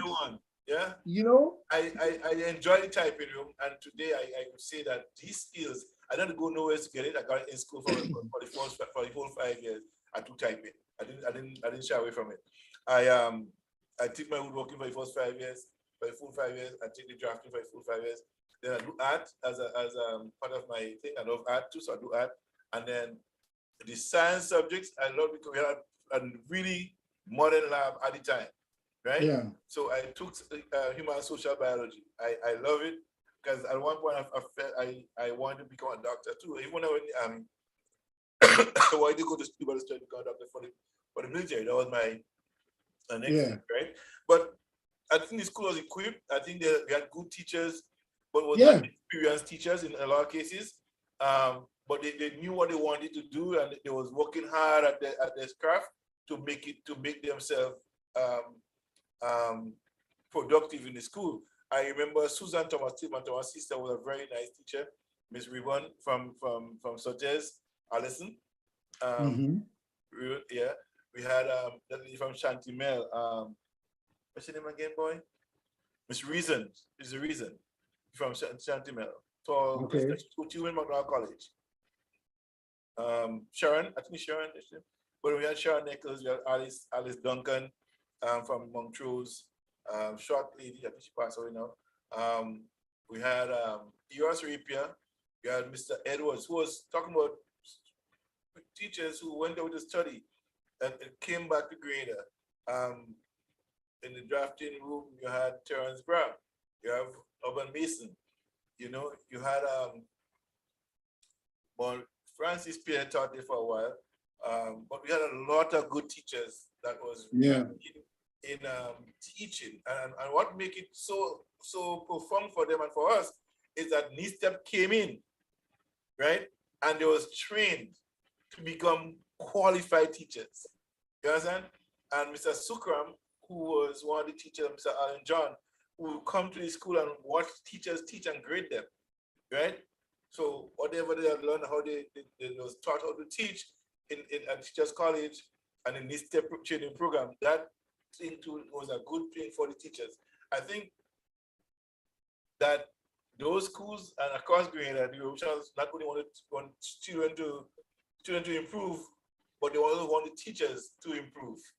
And so that you had to have a balance with both teacher and students to build a better education system in Grenada. So I think that was great. I think looking back at the revolution and looking now, I think this administration is putting the interest where it should be. Again, the foundation building and putting education first. So I think that is one thing. But again, we are young, 50 years young, you know, and Grenada has done so much things, have changes, so many changes within 50 years. If we look back beyond 50, you will see before 72, you know, what Grenada was like, you know, and how Grenada evolved and become what it is today. I think we are on a good path. I think we need to recognize all of our people who have made significant contribution in the years going for coming to incorporate some of their ideas and put to practice, you know. And there are those who still seek to demonize Jerry and Morris, right? And yet they have not been able to make a significant contribution over the last 30 years in the construct of Grenada development. They make us a noise on Facebook, but when you approach them to make us a real contribution, they shut down. They cannot do it. You know, so I don't take them seriously. They are always the disruptive minority, and they will continue to be that, making noise for a dog that have no teeth, that does bark, that look like, you know. Well, listen, like I say now, if your idea of good governance is Keith Mitchell, then you have a really warped sense of personal responsibility and humanity. Because in many ways, Keith Mitchell is the worst prime minister Grenada has had. He is the worst, okay? And the reason I say that is because he had the most opportunity to transform the society. Yeah. And he failed. And Delbert, you know what, one of the things that struck me the other day, right? Is the money they got from England, that grant that did not have to pay back. You see that money for years and do nothing with it, and the people are suffering and needed to upgrade themselves. Yeah. What kind of leader is that? And then they start blaming the administration for losing the money when you had in your possession before. But because he does not want to accept any kind of grant funding where he does not have exclusive control of the money. Exactly. And anything with accountability, he doesn't want it. Shy away from it. Yes. Yeah. Yes. So that's one of the problems we have with that. So with that being said, we'll see what happens to Keith in the construct of his party going forward for him, what's going to happen, and where the party goes from there. Yeah, right. Listen,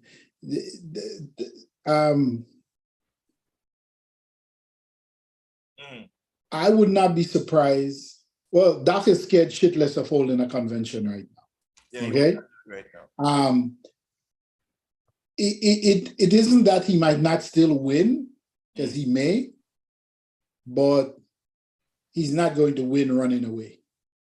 And this is not somebody that enjoys competition. No. Okay.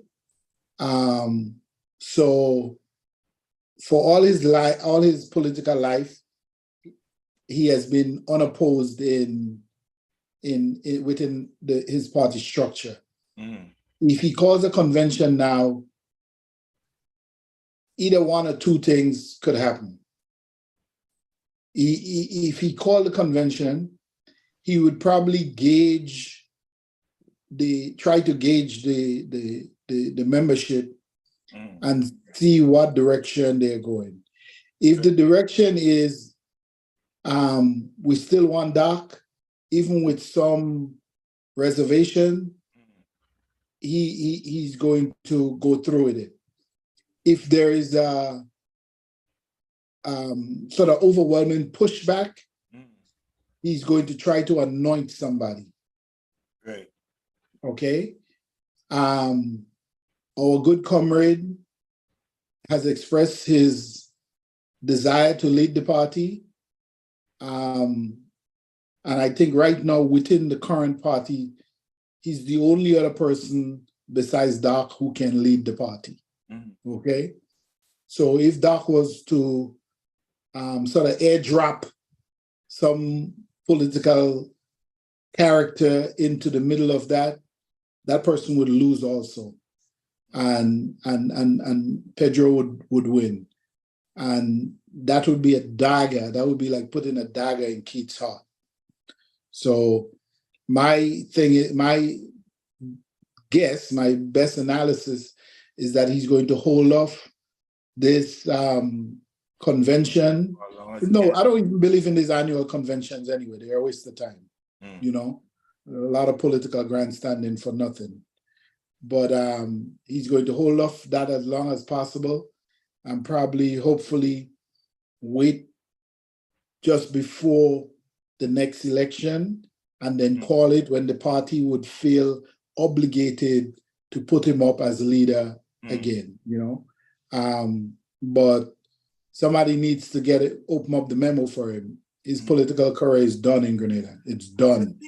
And that's it, and that is the struggle. I think the illusion that he still owns the Ghanaian public, that he still feels that the poor and vulnerable, as he currently call them, need him, that he's the Messiah, you know, that come to save the poor and vulnerable. That still somehow he feels that entitlement to that. How do you evaluate the electorate when it comes to, because understanding that a great section of people voted for him, for the NDC, Yeah. right, because of him and so on. With the current construct of the party right now being in, we say, serving a downward spiral, Mm-hmm. do you think in the election year that there must have enough support to win the next election? Keith cannot win a next election in Grenada. He cannot. You know, I'll go out on the limb and say that he cannot. You know, so. I think that because understanding too that in the last election, a lot of his supporters voted for NDC because of a trust factor, right? Do you think that trust factor is still there? Trust, like whether people trust NDC or not? Oh yeah, trust NDC, trust the leadership. Because once the trust didn't over Keith Mitchell, even when the paying of the pension, right? That's one of the things that the survey showed, right? So yeah, the pension is being paid. The teachers get back their money. You know, there's a lot of little things happening here and there. Do you think the NDC is doing a big enough projects, a big enough awareness for people to see that they are on the upward? Well, I think they have a little ways to go, you know. But the administration is 15 months, 16 months old. Yeah. It takes a little time, you know. We're dealing in a small country, a poor country with very limited, you know, and finite resources. But I am looking forward to, by the time the next election roll around, that we would have had one or two medium-sized to large project. You know how I feel about housing. You know how I feel about the refurbishment of our schools. Right. And if the ground has been, if we break ground on building a modern teaching hospital, even though we just do housing and I have a national school repair program, NDC will carry 11 to 13 of the next constituency. Because they're not going to lose those where they are now. Right. So they'll probably pick up another 4. Do you think, for example, the Victoria seat, and I want you to look at it in the context of what it is right now. Do you think that the candidate in that area, with him being there still, do you think that they have to change? They have to change that person, or to win that seat? Who that whether NDC has a good candidate there. Yeah. Do you think Yeah, Queen will carry it? It's a young guy. He did very, very, very well. Yeah. So do you He think did very we need well. to push more? Because They could help him. yes. The government could help him, the party, however, it could help him carry that in the next election. I always joke that the medical center, even though if the representative there was the long-time health minister, when you looked at the medical center there was a disaster, and it has been refurbished and looks great, to be honest. But if you drive through Victoria, if Columbus came back, you would recognize it because it looked the same, and because she did nothing there. You drive through the main streets of Victoria, there's so many. In fact, there's a young lady, we have to try to bring more and more of these people on the show from Certez that I follow on Facebook. And she's obviously a strong supporter of the NDC, but she's not afraid to call out, thing. And I've seen this time is like, and she doesn't do it in any disrespectful way. She does it in the kind of way that encourages good dialogue. Right. She's been calling for, some more activities and more attention to be paid to St. Patrick's, Right. And it's so I think, listen, you could say that about any part of Grenada, right? But we have a lot of activities in St. George's. Grenville, after all these years, still holds its own. All right, Big Parish just does its thing. Okay, St. David, even though if we don't have a sort of town or a city within, they're really nice, powerful neighborhoods within St. David's, the Latans, the La Sagesse, the Malmont, the Crowshoe.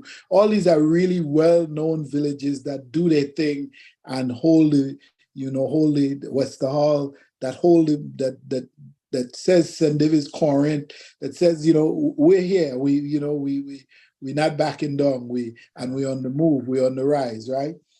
The two parishes that are really, really struggling is St. Mark's and St. Patrick's.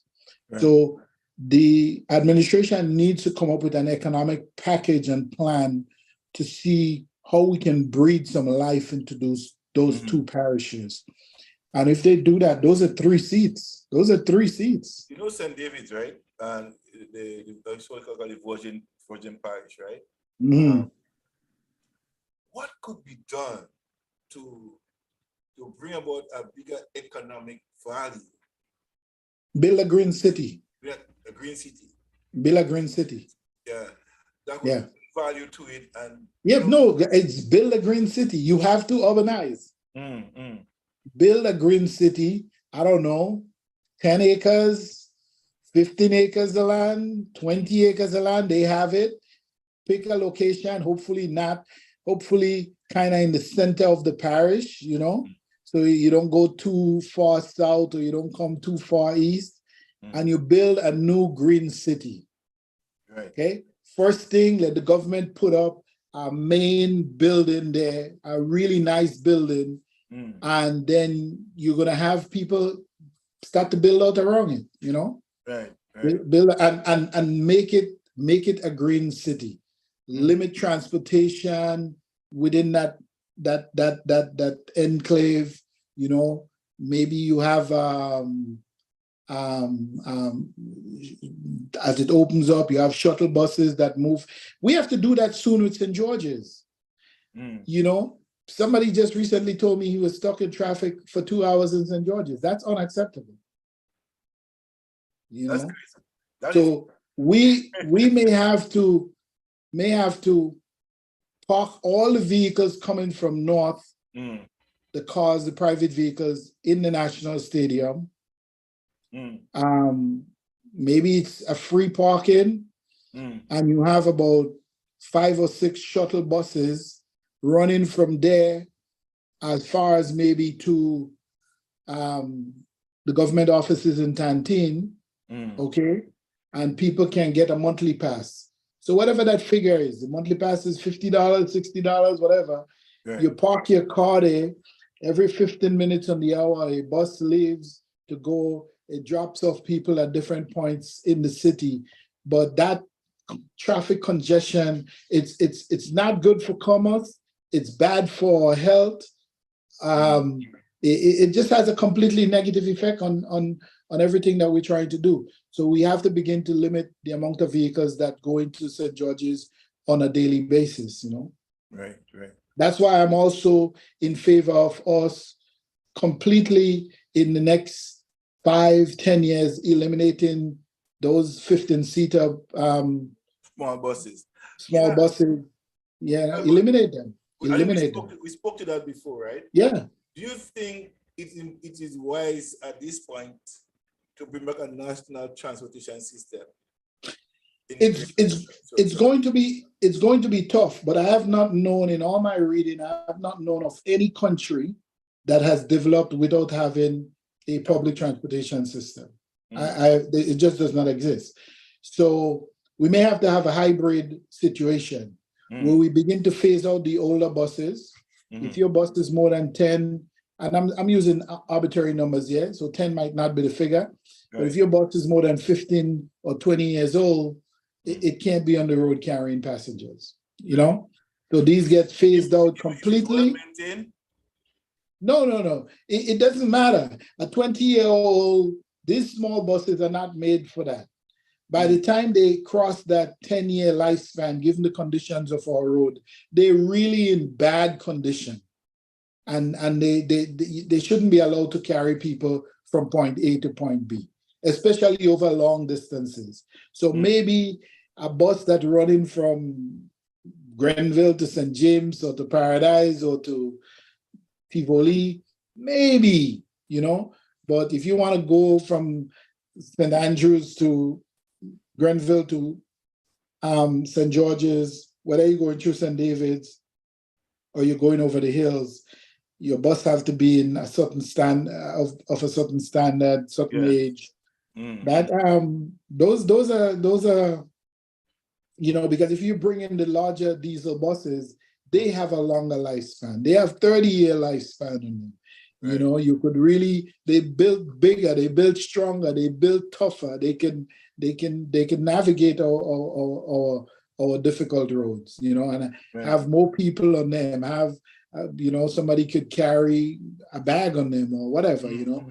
But it's time for us to phase this out, you know. You're going to get a lot of pushback from the bus owners, but this does not, bringing in all these mini buses, they cost what, $140,000, $150,000, taking away foreign exchange that we already don't have. We don't need that. We don't need it. It's not. So we probably could have a hybrid system. Okay. I'm not saying a complete takeover of the bus system, but maybe you start off with 10, 12, you know, 15 of these buses that target particular routes at particular times, okay? And you build out on it. You know. Right. Because, you know, we had it before. It's not something that I test anymore. We know it works. It works. So, and there were small buses still. There was the rise of the minibus still happening when they came into being. But it didn't take away anything from them. They were still functioning and doing what they were supposed to be done. Right? But I think we need it. I do think we need a public transportation system and an upgrade of our roads. And again, I say this to say also that too many houses are built too close to the roads. That's a big problem we have. Yeah. So not too close to the road. Some of them are in the road. Yeah. You know, we need to. I mean, especially on the outside of the towns, right? We need to widen the roads and have more free, more easy flow of traffic, right? Widen up the roads. I think that's a major. We both have the best network of roads in the Caribbean, right? Yeah, and we have an excellent network. Yeah, I think that would be Keith's legacy. Yes. But Mhm. I don't know. I still don't know if you can attribute that to him still though. Because remember, Because okay, so unbelievably, the network was always there. exactly. What he did was concrete. He's the concrete king.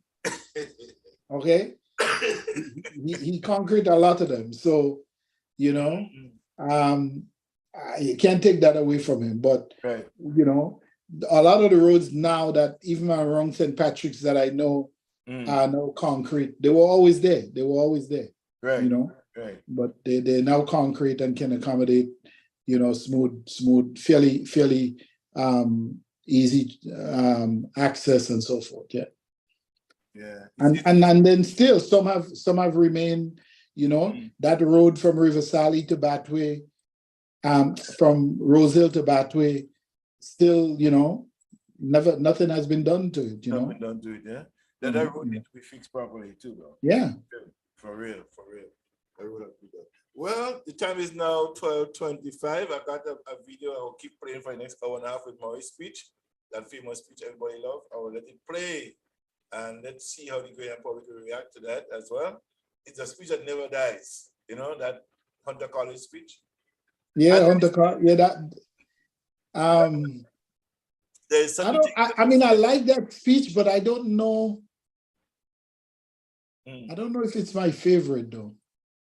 I didn't say it's my favorite. I think it's the Simon rally. It's the most well known. Yeah, but the speech in Simon in 1980. African Liberation Day speech when Stalin was there. That was a great speech.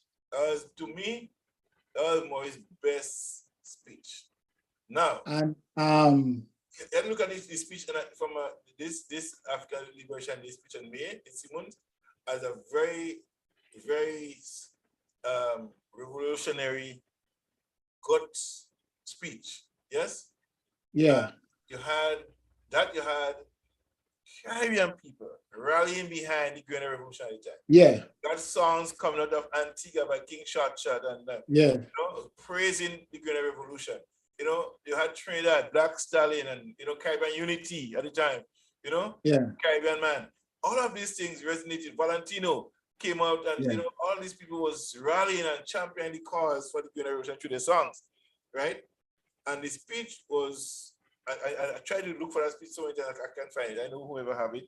I think one of the people, a lady said something yesterday, Thursday, on Vibes FM, that she have stuff, videos and stuff with me. I hope she could have the videos of the Simmons rally speech. I would love to have it. My recollection of the best speech is one that many would probably didn't pay attention to, but when I think it was 1981, foreign ministers of CARICOM met in Grenada, and obviously we are the host, so yes. Maurice gave the keynote address, and it was in the Dome, and I mean, I got goosebumps, you know. And then the 1981 March 13th speech was a good one too, you know. You know what speech was good? The speech in Las Angeles after the bomb blast in Las Angeles. He was defiant. Yes, and he was on the attack. You know what I mean? There's so much elements to Maurice's speeches, right? That if you kind of put them in order, chronological order of how and what happened in that era, and put them out there, I think there's something. Even though people say what they want today, those who didn't know him or didn't believe in what he did and what he was doing, they cannot deny the fact that he had delivered to the Ghanaian people what was promised. And let me say this, because a lot of people and people that like that speech and tip I'm going to make right now, I don't care. To attribute Maurice to every good thing happening greater is not something that we should be doing. Okay? He was there, yes, but there's a lot of people who laid the foundation for many things that we give Maurice credit for. He was the leader, yes, and I appreciate that, I love that, but the other persons that was behind enough of the benefits that came to Grenada, right? and the institutions that were developed, the things that was done, like for example, we're talking about women's rights, equal pay, and stuff like that. You know, the women who were behind of that was Phyllis Code, what's her name? From Welsh Grove, what's her name again? Richard Joseph. And what's her name too? Claudette Pitt. These are the people who really make this submission of that to that to happen, right? Led by Phyllis. So that was one thing. The NIS, you know, we heard it here, and we know, in fact, man single-handedly brought that in, had that been done. Number of things, but as a leader, you had to give him credit for everything, like his leadership. Yes, and it's respectful to give him the credit for it, but we can't take away from the people who contributed and put those things together for presentation. Yes, the hardworking people, men and women who made a significant contribution to the successes that Grenada enjoyed then and now. Yes. So with that being said, I'm gonna pull up Mr. Maurice Bishop, Comrade Maurice Bishop, and have the Grenadian people get a taste. Those who didn't know and never heard it. Yeah, that speech resonated with a lot of people. He was at his very best at that speech, and the fact that it was delivered on the international scene. Maurice had this ability. He had this ability to connect with his audience. Yes. Like few other people I've seen. I mean, I've seen some great speakers in my life. Sometimes I've even been in the room where they were. I mean, as a political observer,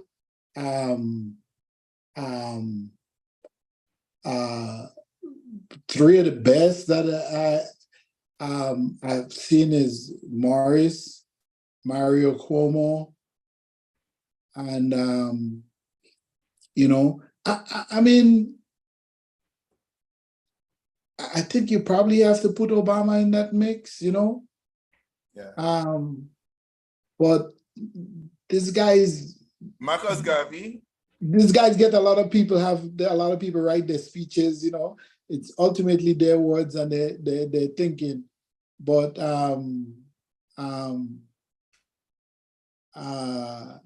yeah, I think the two best I've experienced is Mario Cuomo and Maurice Bishop. You know? If you're in a room with Mario Cuomo speaking, his words penetrate you. I mean, the man, it was that good, you know. It was that good, you know. Yeah. But I give great. And he was such an intellect. I remember back in the 90s, late 80s, he used to have a show on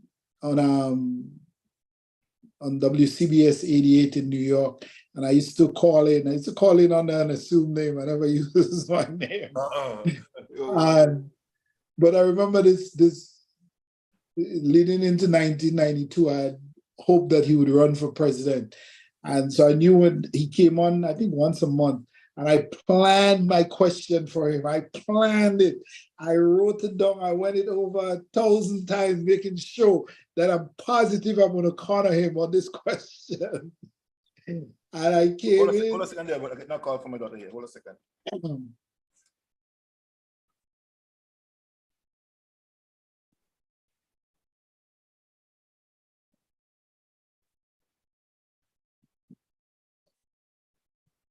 Yeah, but I'll come to she arrive alive. Yeah. So and I delivered my question, and he just so effortlessly destroyed it, you know. So I was, you know, you kind of love to be in the presence of people who can think in quick and profound ways. You know, it helps you sharpen your own thinking, and you know. So him and Bishop. I mean, there are a lot of other people, great speeches that I've read and listened on YouTube and whatnot, but to have personally experienced it, those are the two best that I learned. Well, we'll take a commercial break and come back and close up, right? Yeah.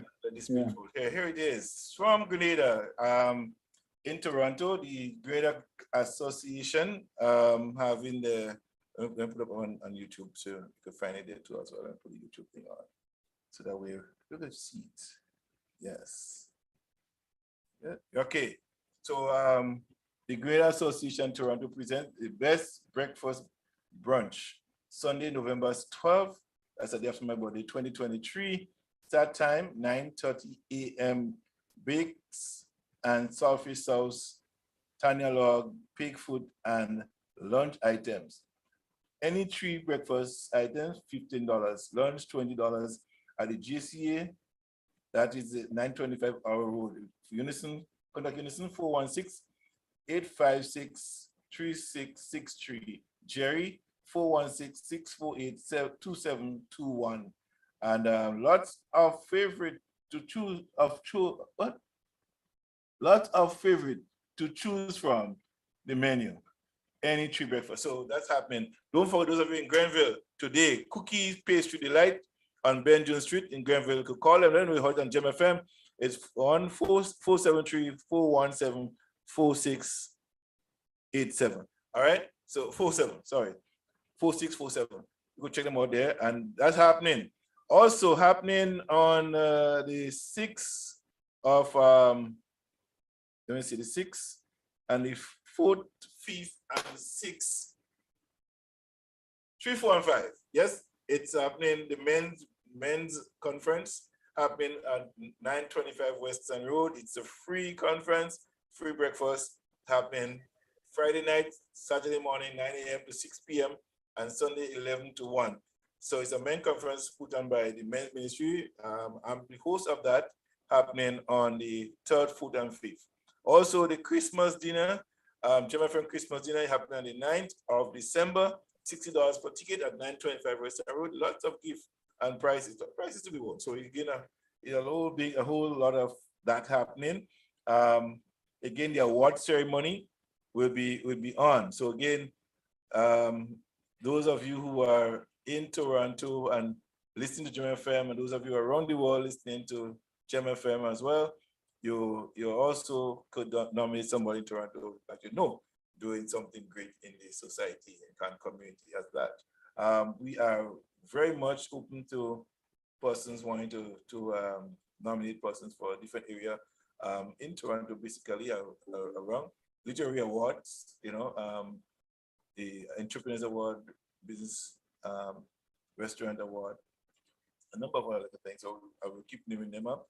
But I also want you to recognizing October 19th as National Heroes Day. We continue to celebrate that here until the end of October. All right. So feel free to be a contributor to our programming here. If you make a donation to us as well at let's say at our website. Yes, our website. It's gemfm.ca. Could go on there and make a donation. The last speech on American soil in 1983 at Meg Evans College in Brooklyn. So here it is. Thank you very much for that very warm welcome, sisters and brothers, comrades all. May I start off, sisters and brothers, by bringing to you warm fraternal greetings from the free people of revolutionary Grenada.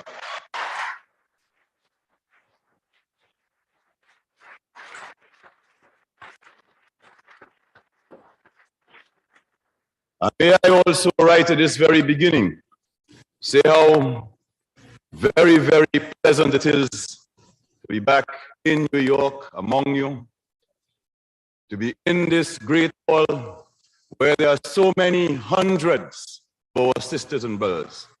That is going to bring a great deal of pleasure to our free people, and I will certainly report your warmth, your enthusiasm, and your revolutionary support for our process when I return.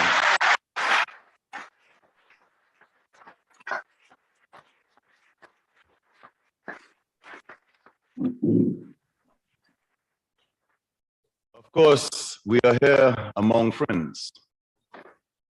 But looking around, there are two people here who are right now representing their country at the United Nations, people who are involved in liberation struggles, people who are struggling for their national liberation, justice, for freedom for their countries, freedom for their peoples.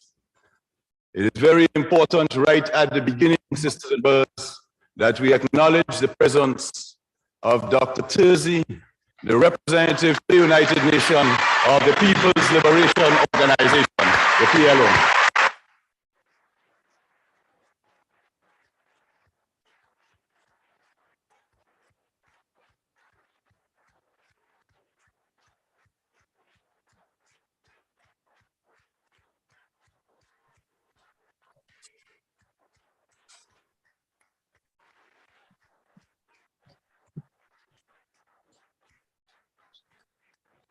John, are you there? Dr. Terzi can be assured, as always, that the I'm people here. of Palestine The audio, you having problems with the and the audio? Palestinian Liberation Organization will always have the firm support of the fraternal people of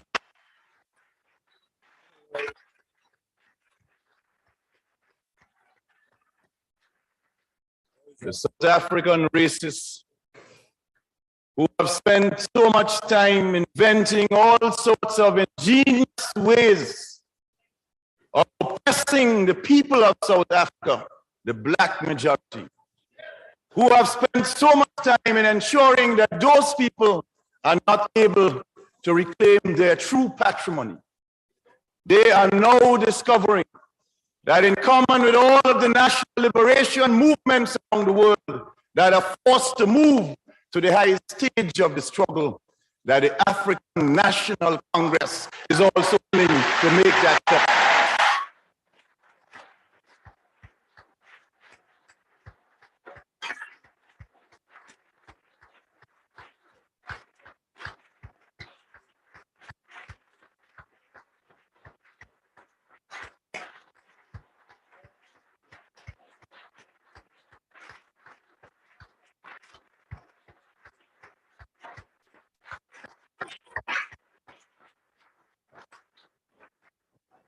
In saluting the Deputy Permanent Representative of the ANC to the United Nations, let us ask him to bring back to his people, to bring back to his organization, to bring back to Oliver Tambo, to bring back to Nelson Mandela, whose spirit is here with us.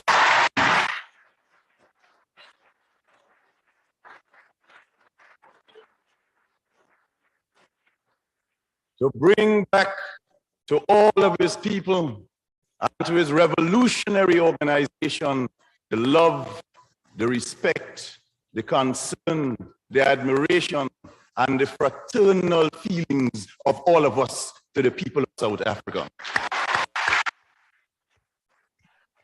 Brother David Ndaba.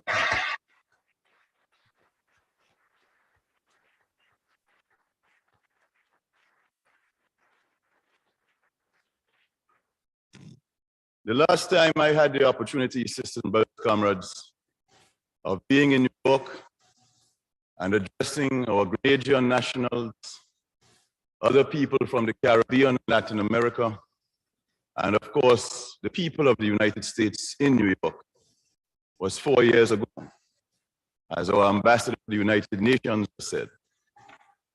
Since those 4 years have passed, a lot has happened in our country. A lot has happened in the world. And one of the reasons at this time that we have come to the United States, in fact, is to be able to share our experiences of the last 4 years with the people of the United States. We were anxious to do this because, of course, there has been a major campaign over the last several weeks and months, starting from last year, November, with some remarks by the Vice President in Miami. Continuing with more remarks from the Secretary of State, the Secretary of Defense, the Deputy Secretary of Defense, the Admiral of the Fleet, and then the President himself. And in all of these remarks and allegations, different allegations were made against our country. And therefore, we were particularly happy, comrades, to have had the opportunity of an invitation from Trans Africa, the organization based in Washington that has been doing a lot of lobbying for Africa and the Caribbean. We were invited to come to address their 6th annual dinner last night, and that was a very successful event. And we want to publicly thank TransAfrica once again for making this visit possible.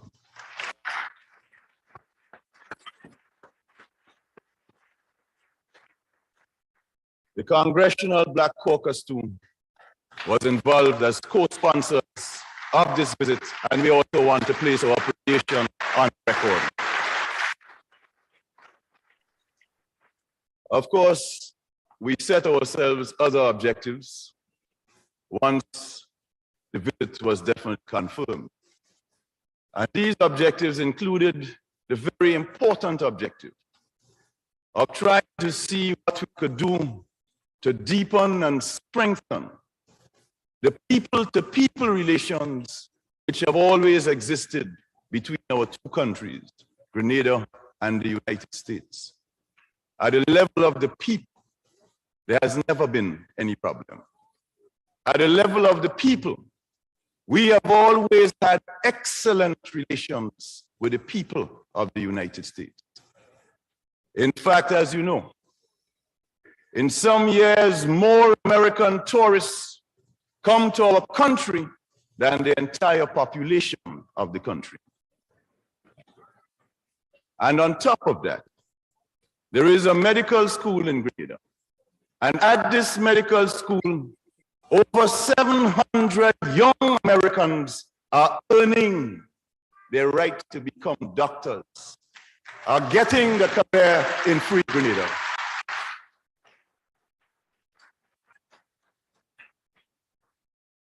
So from our point of view, clearly bad relations do not make sense.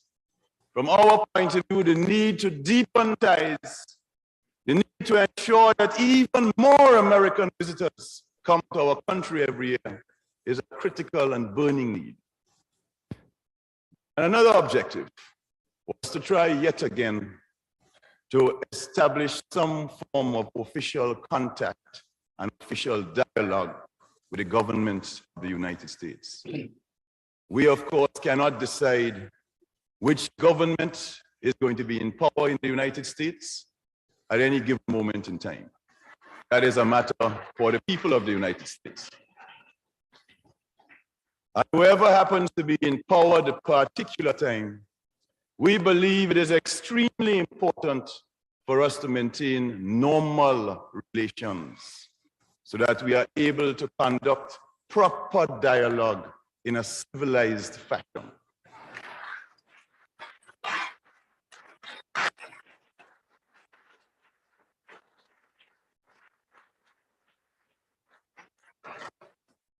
There is a need for some kind of mechanism to be established. And that is why we have been struggling so hard over all of these years to try to get some of the basic norms reestablished. Let us exchange ambassadors, we have said. They have rejected that. So we have no ambassador accredited to Washington because they refuse to accept the credentials of the ambassador we have suggested. When they replaced their ambassador after the electoral victory of President Reagan in 1980, and the new ambassador came out in 1981, he was not, in fact, accredited to Grenada. So we have to talk, presumably, using loudspeakers. And even when we write letters, like I did, for example, in 1981 on 2 occasions to President Reagan, in March and again in August. First letter, short letter, making the simple, obvious point. Look, you are a new president. We had hoped that as a new president, you would have taken a new look at the situation, that you would have been anxious to start off on as good relations as you can with all countries around the world. We had hoped that you, therefore, would have wanted relations normalized. And we went on in that letter to make the point that what we are saying is the true bottom line is dialogue. It is talks. Therefore, let us get these talks going. We are proposing no agenda with any preconditions. Let us look at all questions. Let us put them all on the table. Let us see what you perceive as problems. We will tell you what we perceive as problems. Let us see if in the course of those discussions, we can narrow down differences. So at least the new beginning that is made will be begun on a basis of mutual understanding with less distrust and less suspicion. No reply to that letter. So the fact is, sisters and brothers, we have had this long, long history of trying to see in what ways relations could be normalized, of working very hard at trying to get some form of dialogue going, and we have had very little success in this regard. But I really want to say tonight that we do believe it is important for us to continue that struggle. And therefore, notwithstanding the difficulties in the way, we deem it very advisable for us to continue to press for a full normalization of relations. But of course, as we press for normalization, we are also going to continue to build our revolution. We are also going to continue to consolidate our process. In the face of all of the difficulties, in the face of all of the economic destabilization, the political, diplomatic, and military threats and pressure, we don't intend to roll over and play like an ostrich. We are going to stand on our feet and keep going forward.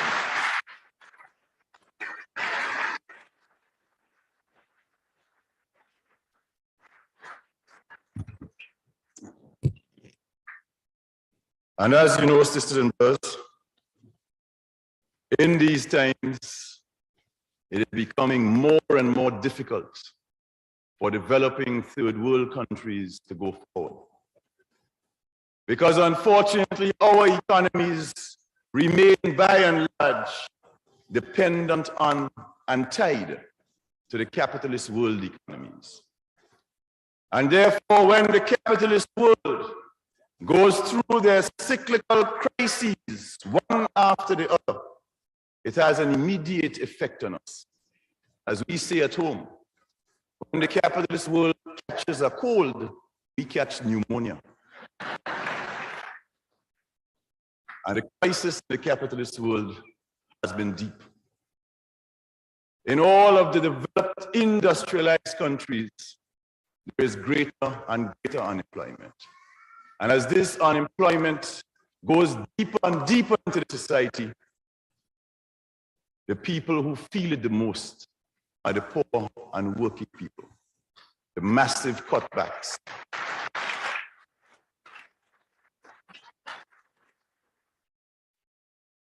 The massive cuts in social welfare. The cuts are not coming in the arms race. The cuts are not coming out of the arms budget. I understand the talk is to spend $3 trillion over 5 years. The mind boggles. That is the kind of money that is supposed to be consumed in arms.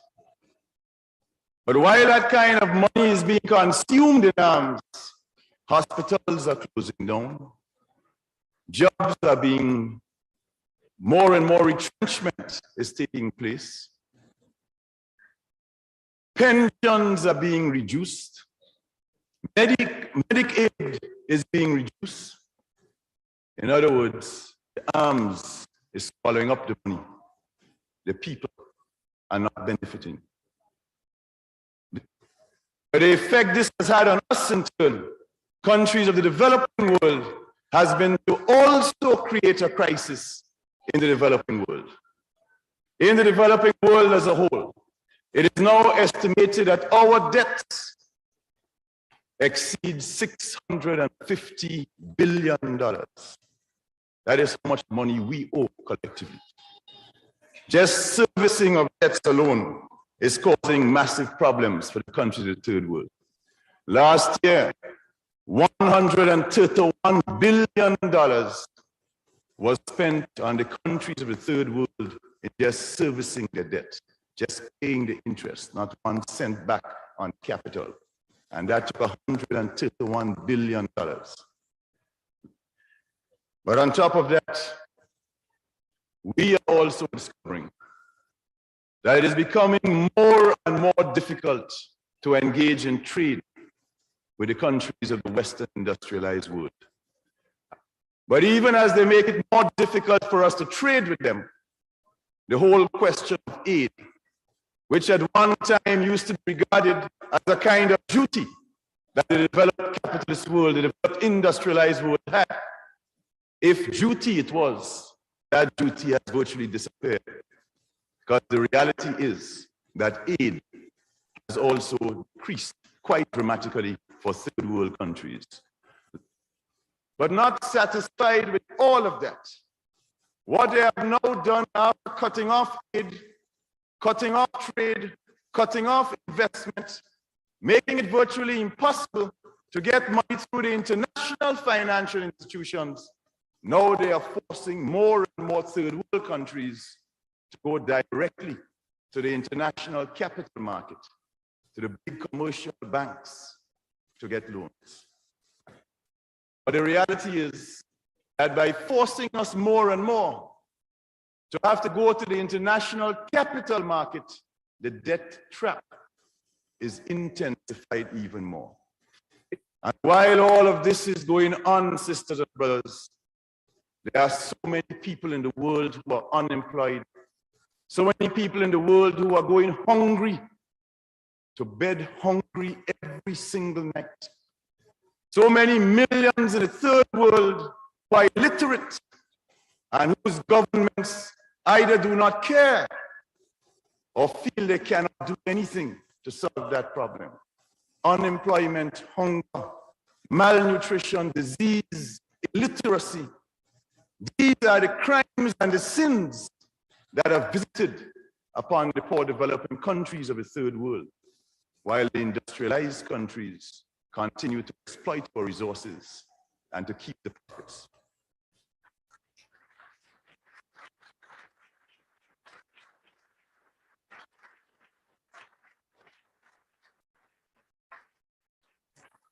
But yet, sisters and brothers, in the face of all of that, the Grenada Revolution has nonetheless continued to go forward and to make progress.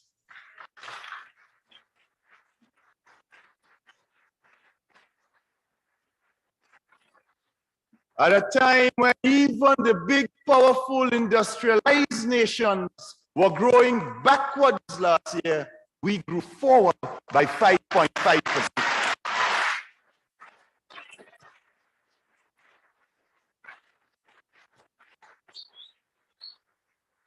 The revolution in Grenada, starting from a base from Gary of 49% unemployment, coming from that base, when we did a census last year, April 1982, the unemployment rate had dropped from 49% to down to 14.2%.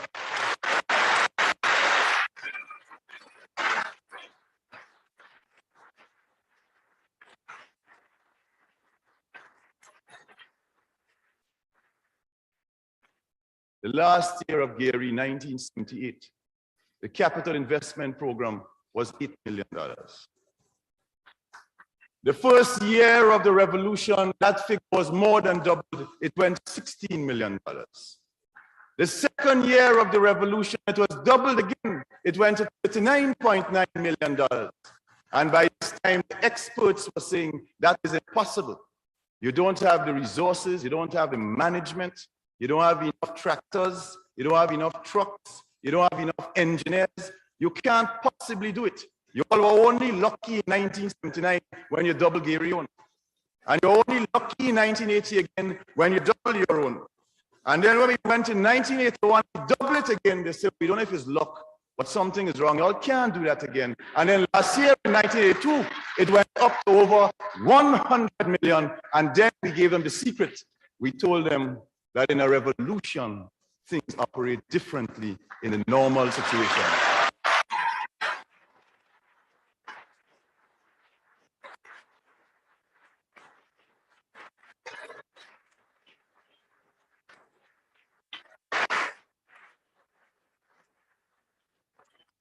We have been able to make these accomplishments because in Grenada, consistent with our 3 pillars of the revolution, where the first pillar of the revolution is our people, who are always at the center and heart and focus of all of our activities, we are able to mobilize and organize the people to cut out waste, to cut out corruption, to stamp on inefficiency, to move to planning, to look out for production, to check on productivity, to make sure that state enterprises are not set up to be subsidized, but state enterprises too must become viable, must make a profit, and therefore the state sector will then have the surplus to bring the benefits.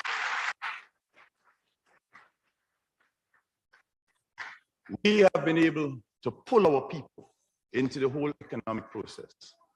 And our people have gladly been pulled into the economic process because our people see the benefits which the revolution has brought to them. They understand that when 37 cents out of every dollar is spent on health and education, that means something. In this country, the figure is probably nearer to 10 cents on every dollar. Because today in Grenada, the money that the people of Grenada used to have to spend, for example, when they went to a doctor or a dentist, that money they no longer have to spend because they now have free health care throughout the system.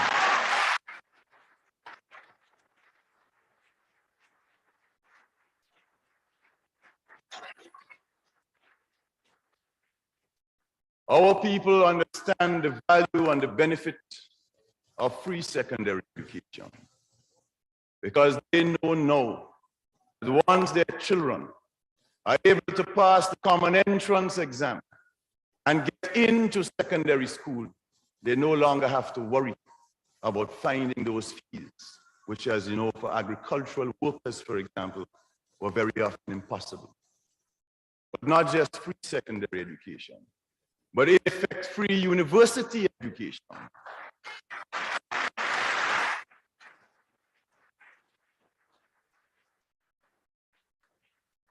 Moving from a situation before the revolution, where in the last year of Gary, 1978, just 3 people went abroad on university scholarships.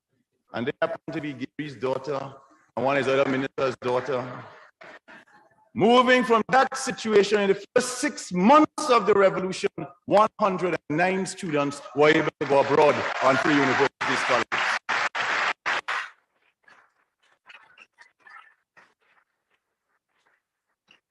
Our people are more and more getting to understand what we mean when we say that education to us is liberation.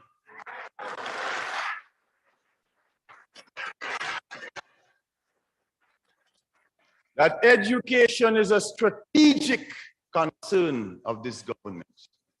That is why this year, 1982, is the year we have named the year of political and academic education, because we understand the importance of bringing education to our people. Following the establishment of the Center for Popular Education program in early 1980, within 1 year of the work of the CPE program, the illiteracy figure in Grenada was reduced to 2% of the entire population.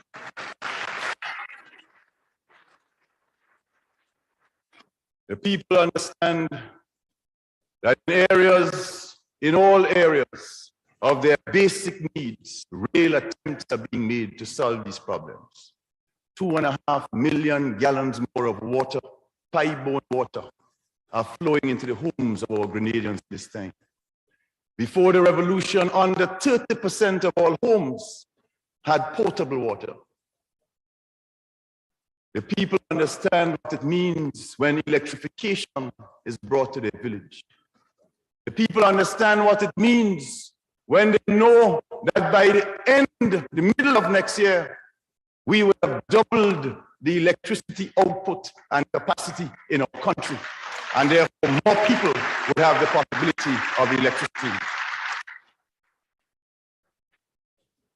Our people, therefore, sisters and brothers, have a greater and deeper understanding of what the revolution means and what it has brought to them.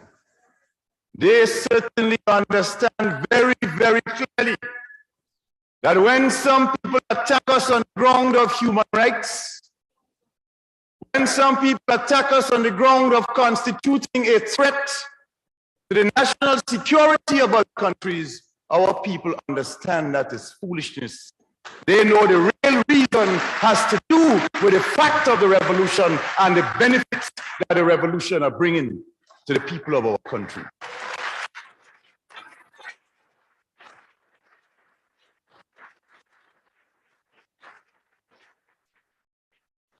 The real reason for all of this hostility is because some perceive that what is happening in Grenada can lead to a new socio-economic and political path of development.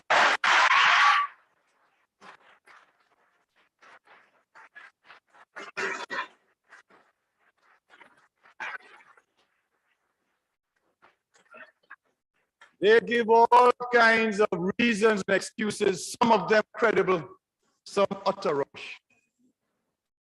There's an interesting one that I saw very recently in a secret report of the State Department. I want to tell you about that one, so you can reflect on that one. That secret report made this point, that Grenada is different to Cuba and Nicaragua, and the Grenada Revolution is in one sense even worse, I'm using their language, than the Cuban and Nicaraguan revolutions, because the people of Grenada and the leadership of Grenada speaks English and therefore can communicate directly to the people of the United States.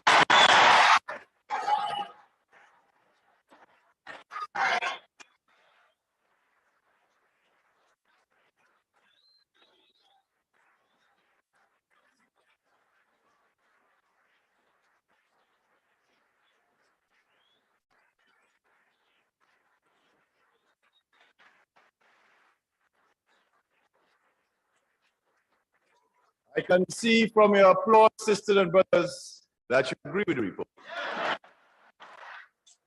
But I want to tell you what that same report also said, and said that also made us very dangerous.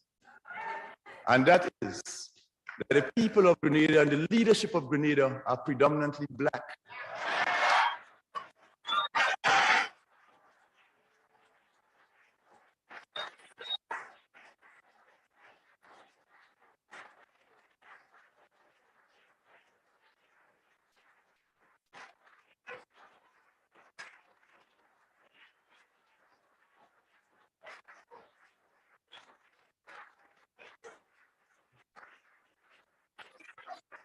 They said that 95% of our population is Black, and they had a correct statistic.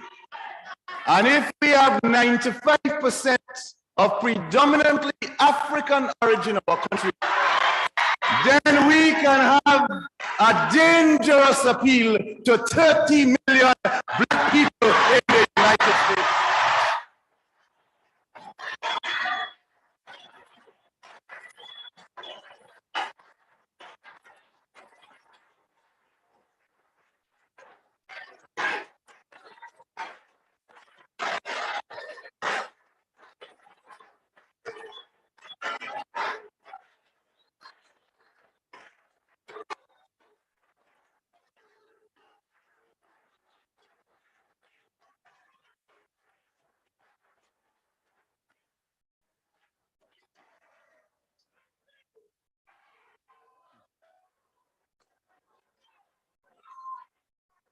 Now, that aspect of the report clearly is one of the most sensible ones.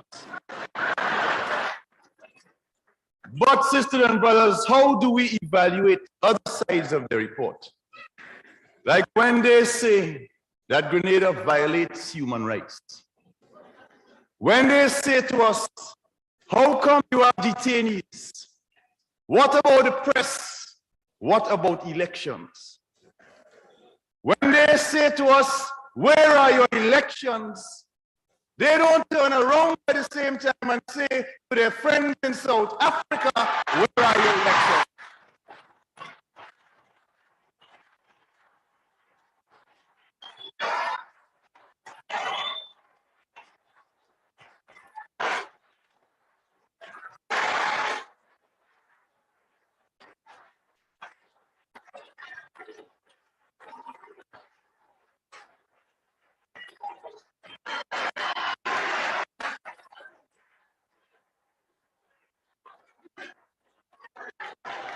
When they say to us that elections must be held, and if you don't have elections, then you can't expect support.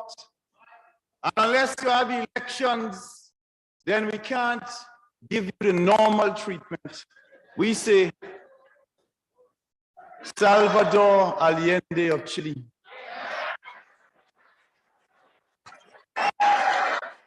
Salvador Allende of Chile was elected in September 1970 by the people of Chile. Allende did not take power through a revolution. Allende did not form a militia. Allende did not grab any land or property. Allende had no political detainees. Allende did not crush the press. He did not close down the parliament. He did not suspend the constitution. He played by every rule they wrote, but they killed him still.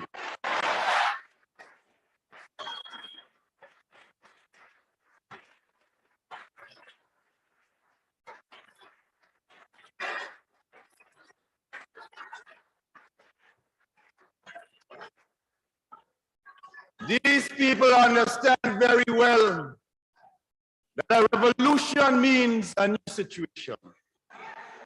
Revolution means that the abuses and excesses of the violent, reactionary, and disruptive minority has to be crushed so that the majority interests can prevail.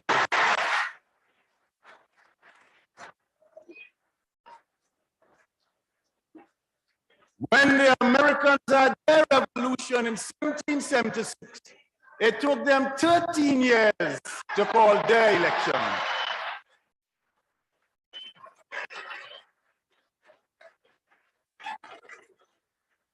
They talk about detainees, but when the American Revolution came in 1776, 600,000 people were detained in this country. 100,000 Americans in the first week of the American Revolution, 100,000 fled to Canada. Thousands were locked up without charge or trial. Hundreds were shot. And counter-revolutionaries after the American Revolution, they had no right to vote. They had no right to teach. They had no right to preach. They had no right to a job. Their land was confiscated without payment. When the falsifiers of history try to pretend that the American Revolution was a Boston Tea Party, was a very bloody Tea Party.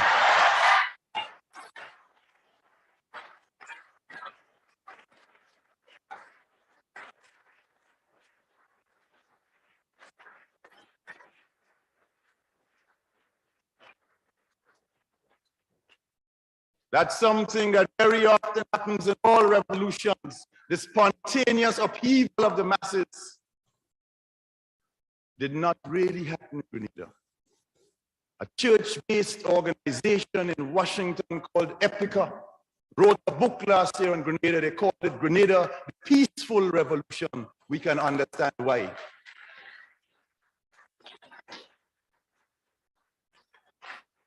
So when these elements come and make these statements, we understand only too well where they are coming from. They understand that in Grenada, no one is ever interfered with for what he says. No one is ever interfered with what he writes. In fact, today criticism is deeper than ever in the society in a constructive way. But our people also understand that the first law of the revolution is that the revolution must survive, must consolidate, so more benefits can come to them.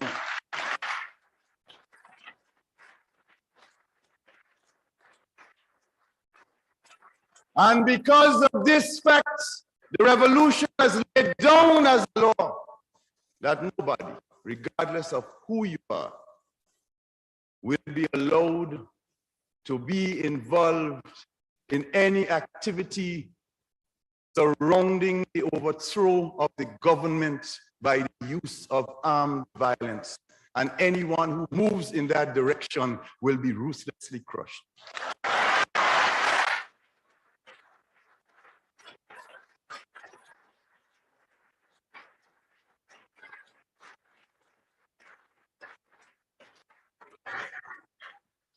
But we also feel, sisters and brothers, that the time has in fact come for us to make another step along the way towards institutionalizing the process that we have been building for 4 years.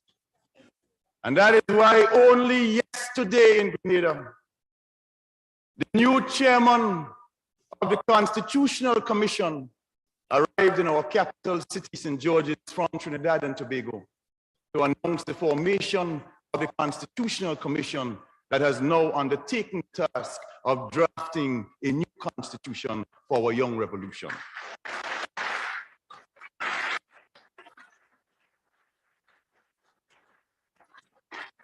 This constitution is not really going to look like the one that the Queen gave us in 1974.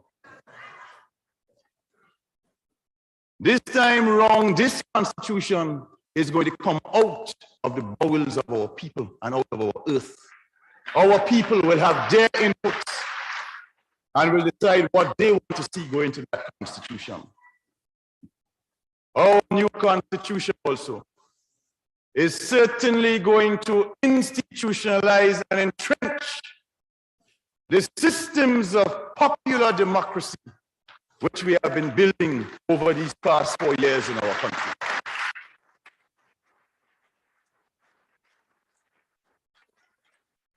Because to us, democracy is much, much more than just an election.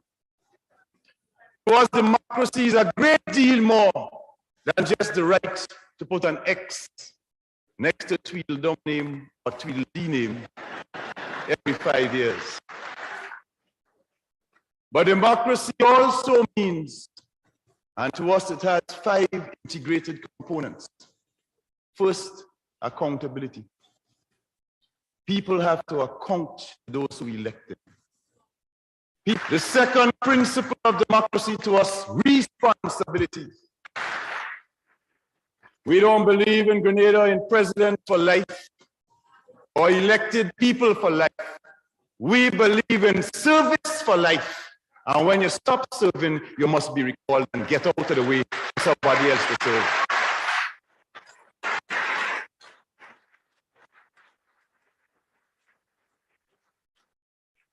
The third principle. To us, the third principle of democracy is participatory mechanisms, popular participation. If we are serious about democracy, and here I would accept the definition, the well-known definition of Abraham Lincoln. Lincoln said of democracy that it is government of, for, and by the people. I accept that. It's a good definition. But if it is government of, for, and by the people, then it cannot be just government of the people you elect. It also has to be for them, and it also has to be by them. They have to have a way of participating. That is what the word by means. And if that is absent, you don't really have the democracy. We believe that it is very important for the people to have a voice in running their affairs, The ways in which we have approached this question over these years is basically twofold. One, the creation of mass organizations of our people. The National Women's Organization, the National Youth Organization, the Farmers Union, and of course, the labor unions, the trade unions. Not only were the women of our country without work before the revolution, the women of our country were also the most harassed and victimized of any section of our population. Those few who were granted jobs from time to time, many of them were given those jobs only on the basis of sexual favor. So women were being sexually exploited in return for jobs. The very first decree of the revolution was to outlaw sexual victimization and exploitation of our women in return for jobs.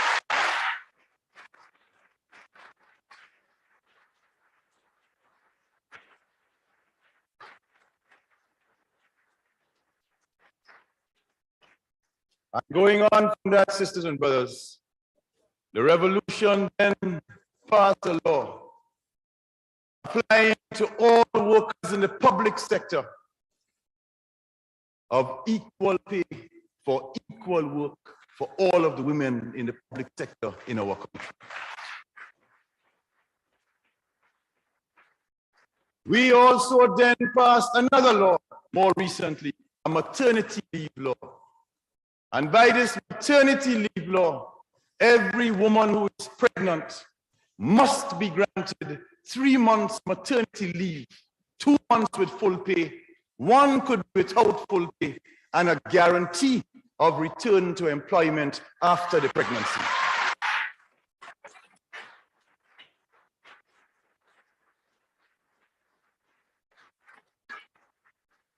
And it is because of these laws and because of the new environment in the country, so many women have begun to step forward, have begun to assert themselves, have begun to go out and find new jobs, have begun to get fully involved in production. And that is why too, so many of them have joined their mass organization, so that today, at this point in time, 1 in every 3 adult women over the age of 16 years is a member of the National Women's Organization.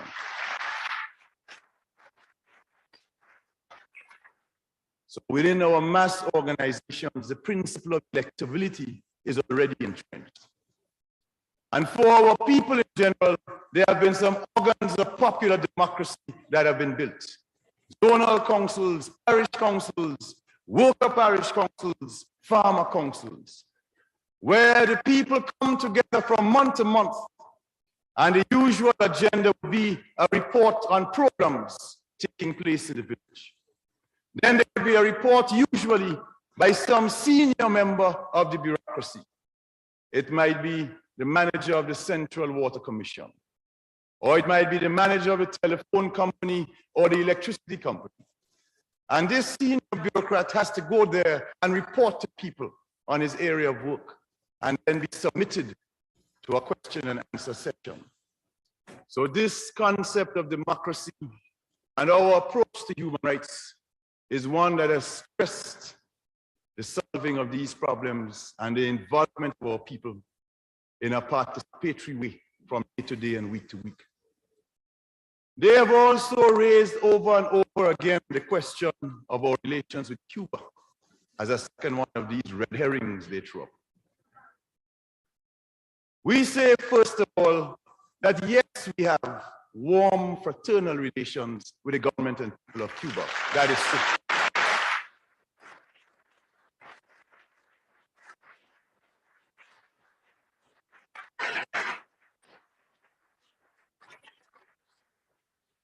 We see Cuba as part of our Caribbean family of nations.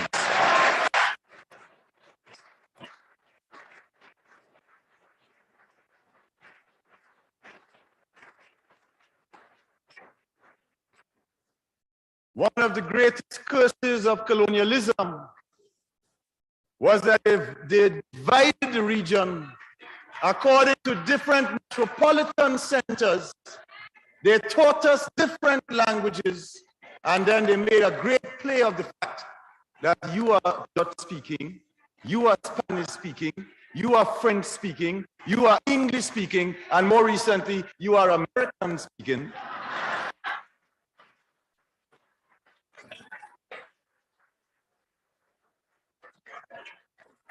And based on this linguistic nonsense, they taught us to hate each other.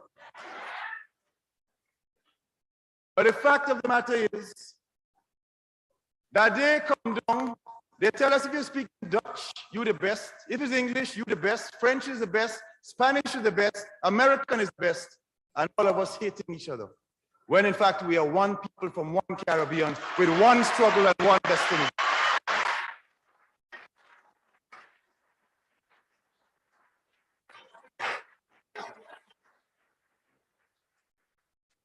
We see it therefore as one of our historic duties and responsibilities to pull down these artificial barriers of colonialism and to develop oneness and that unity that we need lost. We believe it is critically necessary to have close relations with all of our neighbors. But there is also a third reason that we will always have relations, warm, fraternal, close relations with the people of the government of Cuba. And that is our admiration and our respect for the internationalism and the achievements of the Cuban people.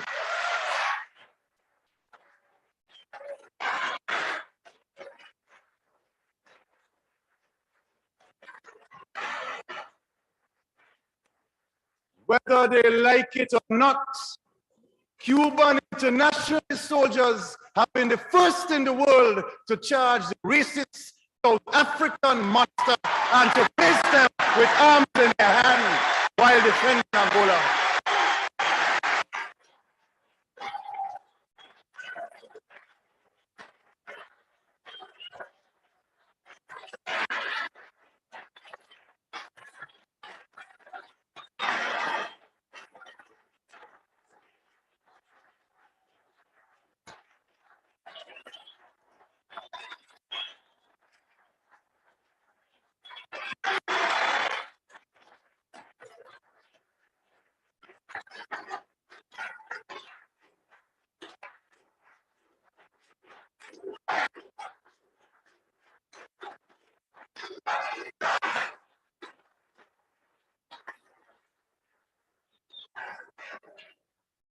If there were no Cuban internationalist troops in Angola, how long ago would a South African apartheid monster have overrun Angola with the assistance of several Western powers?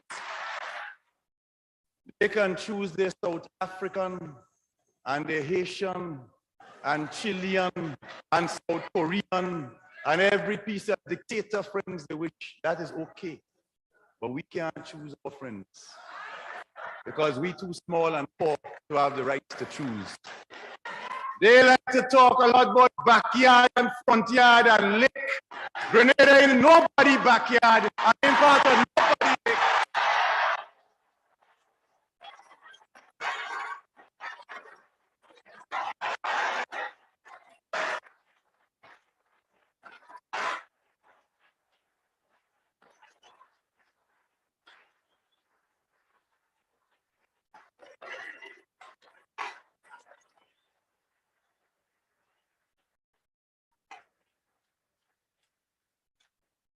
The more desperate that imperialism gets, the more it comes up with the most vulgar and hostile measures to try to keep the poor, oppressed people of the world who are trying to win their national liberation and to build their own future down.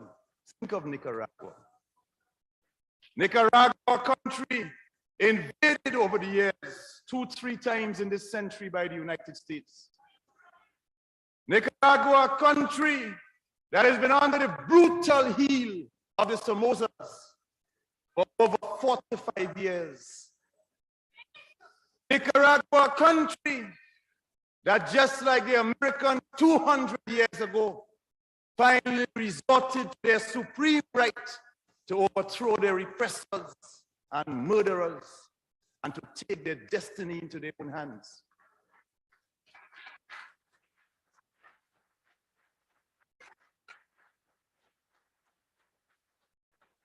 And when the people of Nicaragua, when the sons and daughters of Sandino assumed their liberation, when they won in July of '79, what was the crime that they committed thereafter?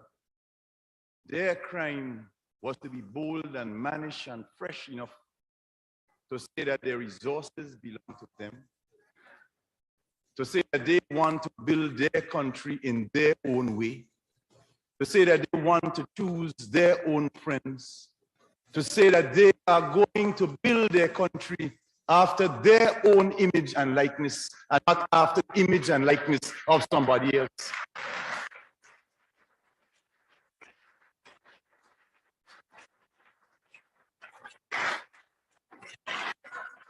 And because of that, you have this situation where today, in the most vulgar, shameless act of the last year or so,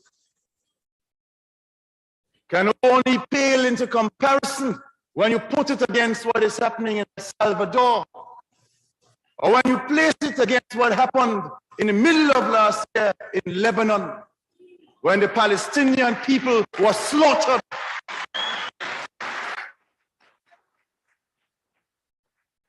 The most vulgar, shameless act of open CIA activity in their country.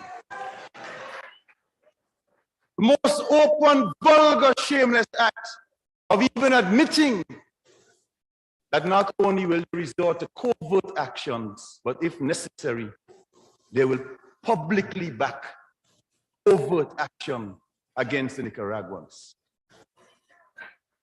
The shamelessness of it is really extraordinary.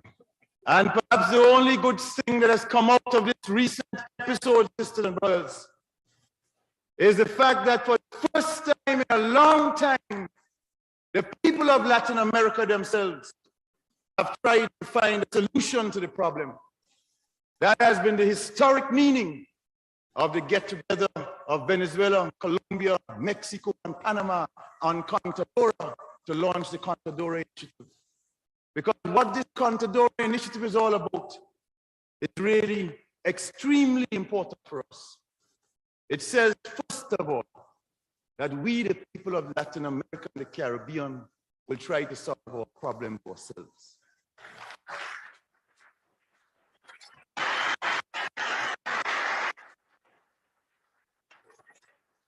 It says, secondly, that we do not accept the use of violence as a means of settling our disputes. And it says, fourthly, that we are not prepared to accept that any country in our region, far less any country outside our region, has the right to interfere in the internal affairs of another country.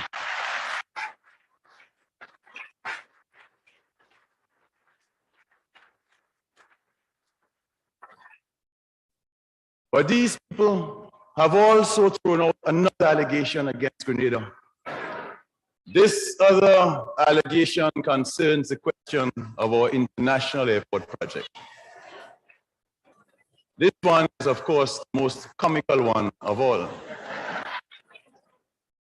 According to the formulators of this famous theory, Grenada's international airport is now going to become a military base and will now become a strategic jump-off point from where we can launch an attack on the great, big, powerful, mighty United States. It looks like if we have become a superpower.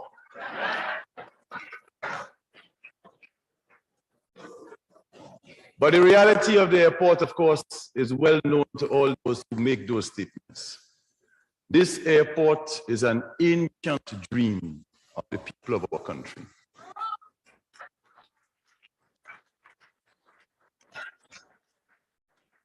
This international airport has undergone a quarter century of studies.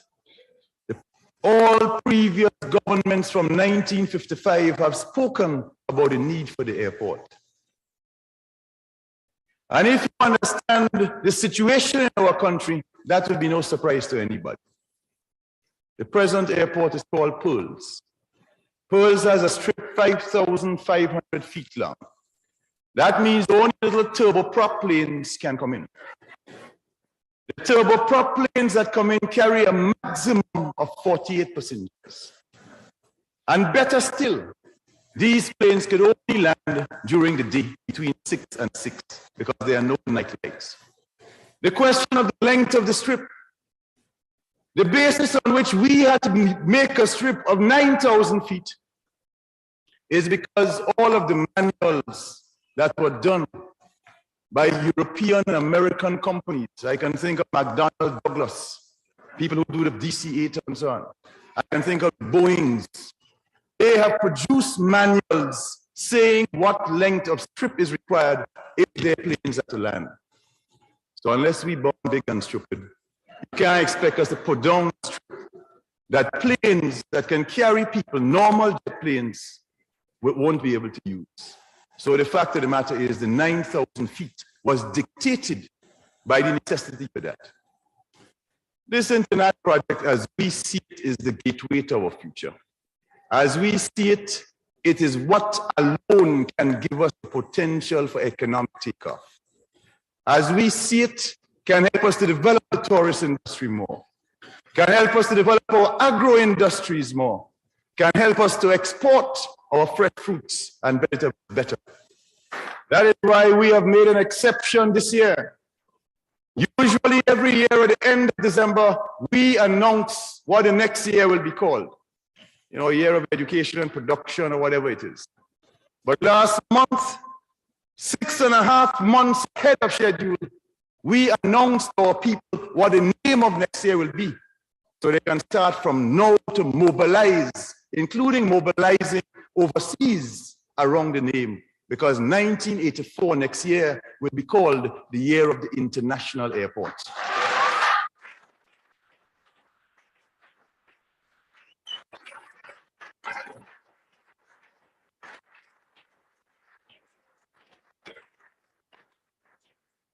And the fact of the matter is, next year is also significant for us because on the 13th of March, 1984, it will be the 5th anniversary of the revolution.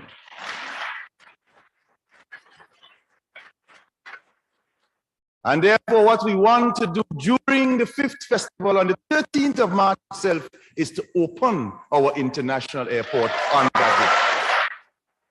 Long live the people of Free Grenada. Long live the workers, farmers, youth, and women of Free Grenada. Long live the people of the United States. Long live Grenada-US relations and friendship. Long live the people of Cuba and Nicaragua. Long live the people of Angola and Mozambique. Long live the people of Palestine.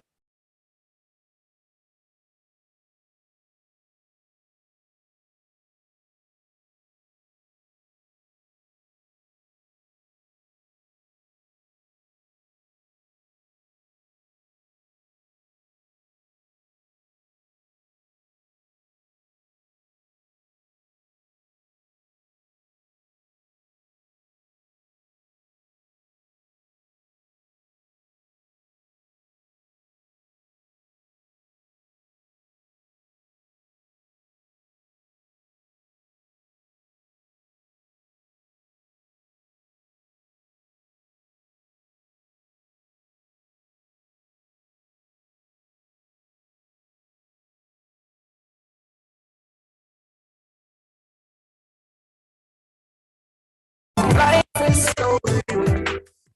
For my fallen soldiers, we miss you. Although you got we with you, up on the battlefield. Life is so real, yeah. As a little you choose to hang up on the corner.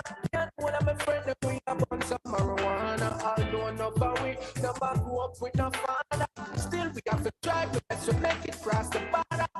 But some white should big like a quote and come and chat, tell them we don't need to slogan.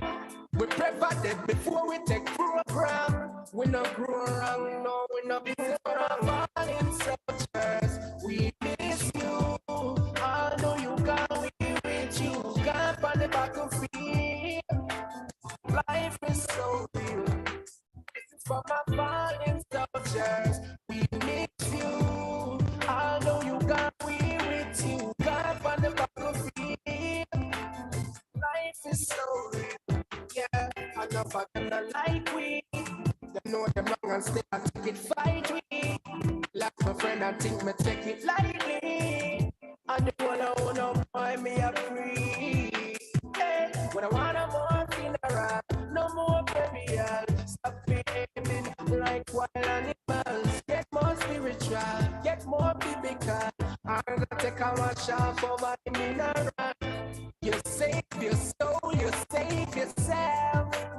Why you rest in peace? So tell Jah we need some help. This is for my fallen soldiers. We miss you. I know you can't be with you. Can't find the battlefield. Life is so real. This is for my fallen soldiers. We miss you. I know you can't be with you. Can't find the battlefield. Life is so real. Yeah. Whoa. This is for my soldiers, real soldiers. Yeah, yeah, yeah, yeah. Whoa, this is for my soldiers, real soldiers. Yeah,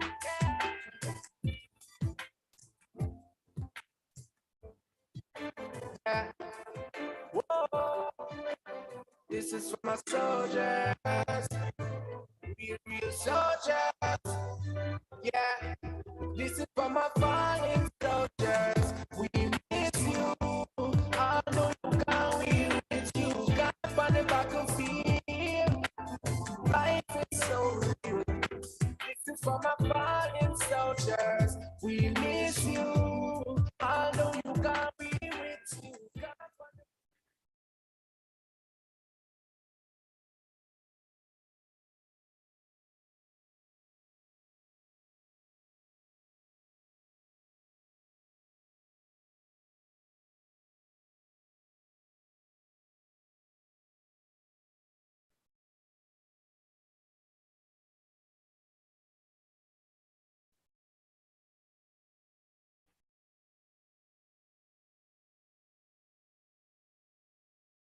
of our goods put to the benefit of our people.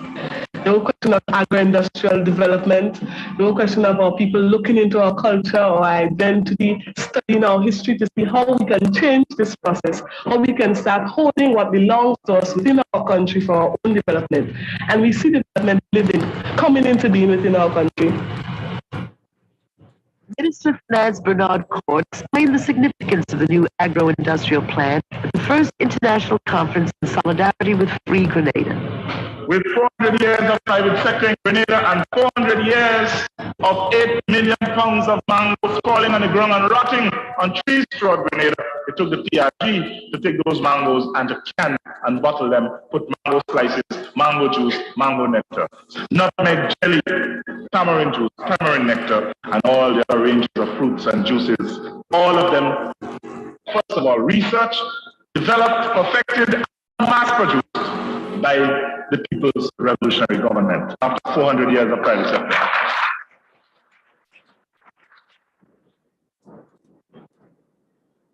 The fishing industry is another example of how British colonialism kept Grenada from developing its potential. Since the revolution, the PRG has acquired a modern fishing fleet, and men and women are being trained in fishing techniques at the new fishing school.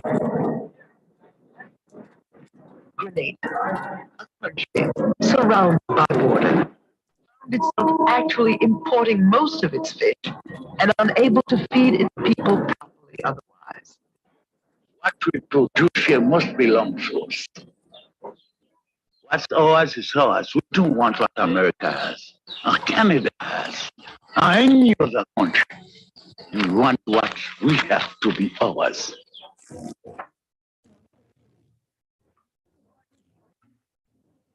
I'm responsible for coordinating food and nutrition programs throughout Grenada, Caribbean, and Martinique. What we have done since we started is to initiate a system of nutrition assistance to each parish.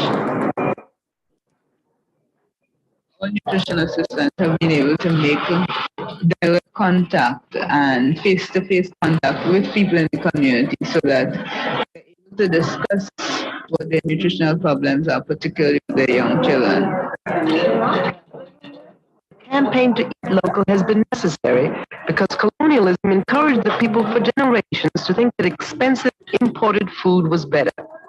Local foods were symbolic of poverty. It's only when we recognize the root causes of this kind of problem. Root causes in our situation lies in the effects of imperialism and the way they want to keep us down, the way the countries who have the money, the countries who produce the grain, for example, which is what our people depend on. 70% of our energy intake comes from shower, and that is controlled by the United States. The export of it, the price of it, and all that, right? And people are encouraged to eat this rather than to eat what they produce. People are encouraged to continue at a low productivity level so that they continue to be the consumers of wheat.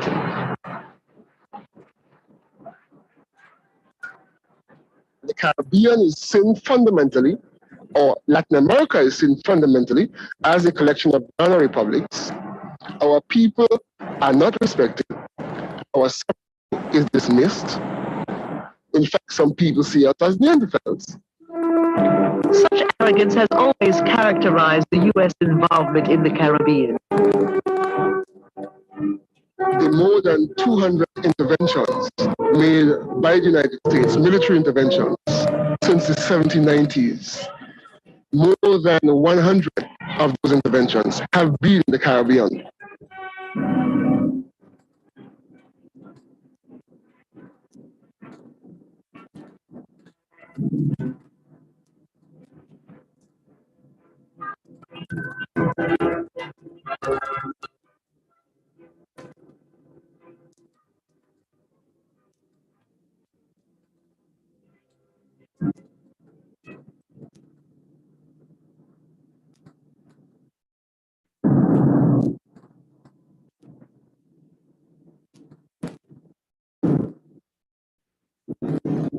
All of these actions have been taken under the guise of fighting the spread of communism and defending the region for U.S.-style democracy.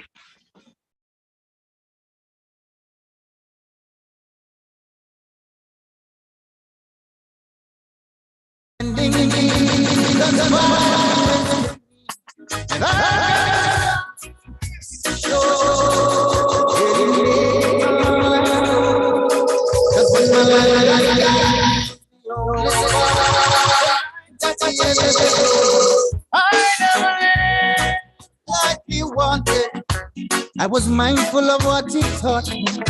So now I beg and plead, I'm on my bending knees. Cause Father, you rescued me, and I've got the scars to show. I barely made it along life's road.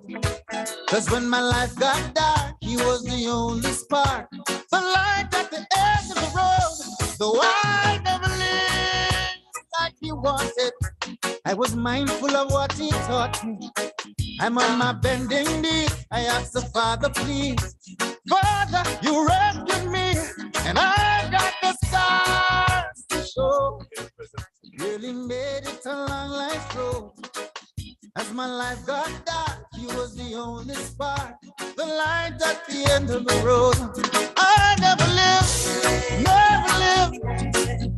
lived the way he wanted me to. I never lived Lord, I tell you, no, I'm practicing my religion. Yes, a pleasant good afternoon to you and yours. This is Gem FM. I'm your host, the Sheriff, yours truly, John Kellis. As I come to the end of today's show, I want to say again to you, have a wonderful Saturday afternoon. I'm going to enjoy the rest of the month, and not just the day, Heroes Day, but celebrate the rest of the month and have a good time. Enjoy yourself, enjoy your family, because for none of us knows the day or the hour when we will lose our loved one.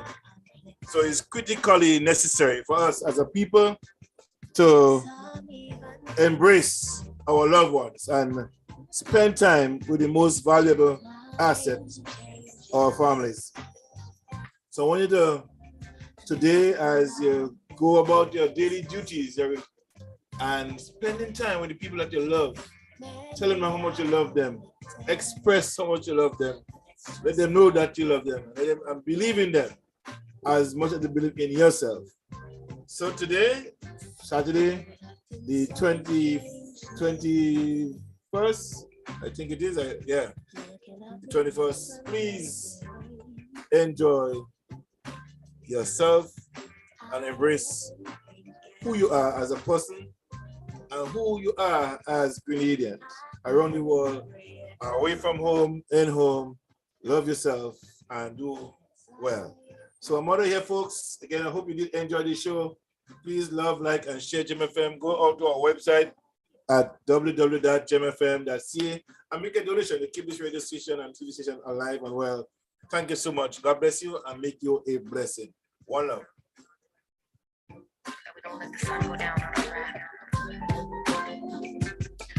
I'm changing.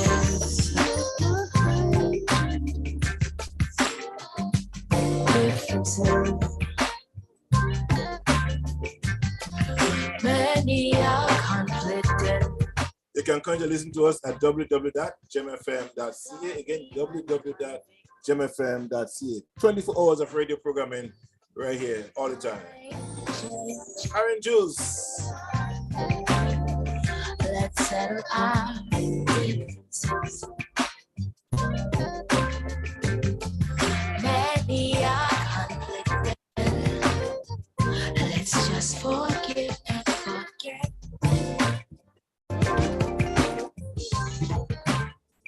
You've been acting so strange.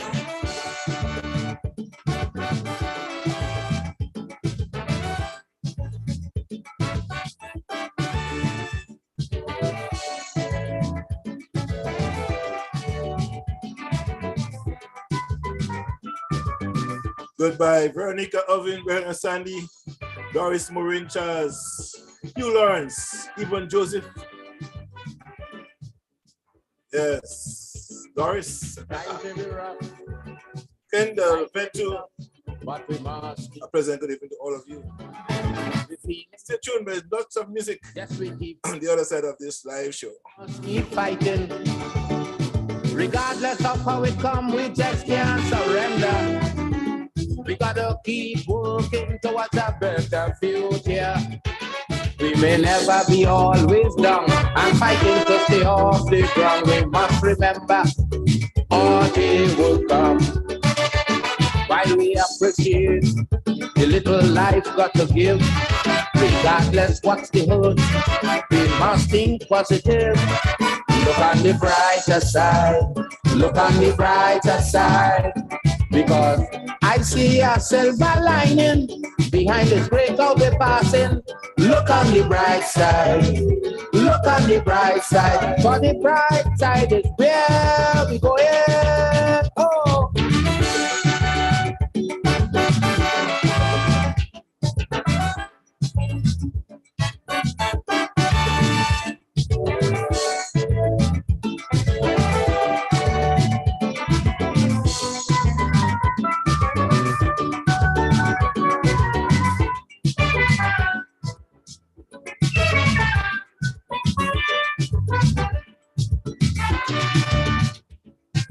With a heavy load, yes, we go along the road, but we must keep going.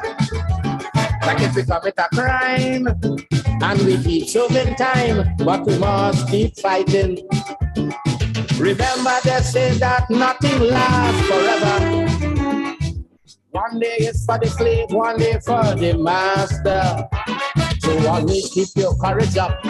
Don't allow confidence to drop. One day we'll be right here on top.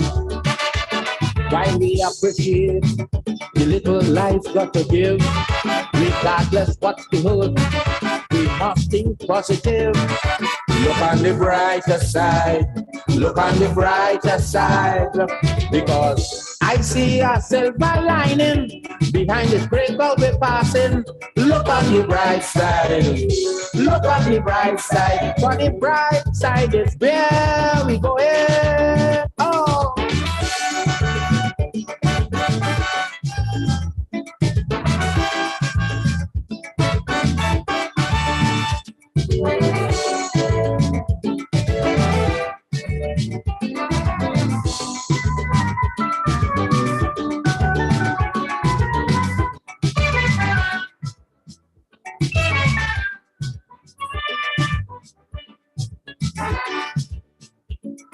The journey may be long and you keep falling down, but you must keep standing. It keep getting hot, like the pressure won't stop, but we must keep going. Everybody in life does have their little setbacks, but we just can't say that's that. Sit down and relax. Don't care what we go through today, surrender we must never say. Where there's a will, there is a way. And we appreciate the little life got to give. Regardless what's the hood, we must think positive. Look on the brighter side, look on the brighter side, because I see a silver lining behind this great cloud we're passing. Look on the bright side, look on the bright side, for the bright side is where we go in.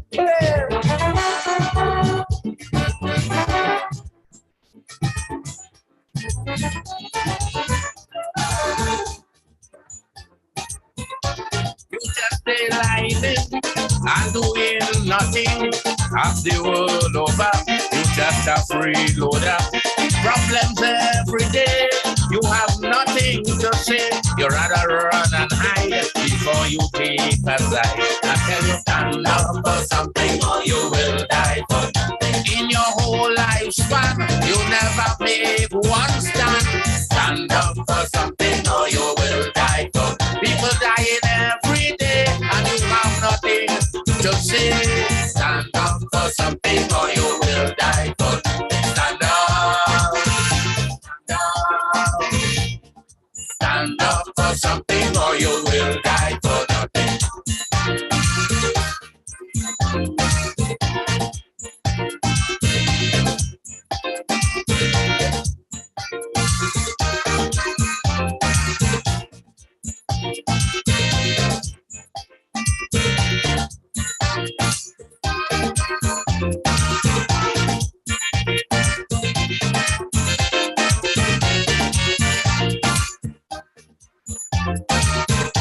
Workers out striking, black cats protesting.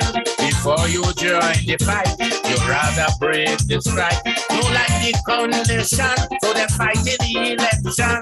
Before you sympathize, you rather break aside. I tell you, stand up for something or you will die. Corruption down with road, still you will not vote. Why? Stand up for something or you will die. Killing going on every day, you have nothing to say. Stand up for something or you will die for nothing. Stand up. Stand up for something or you will die for nothing.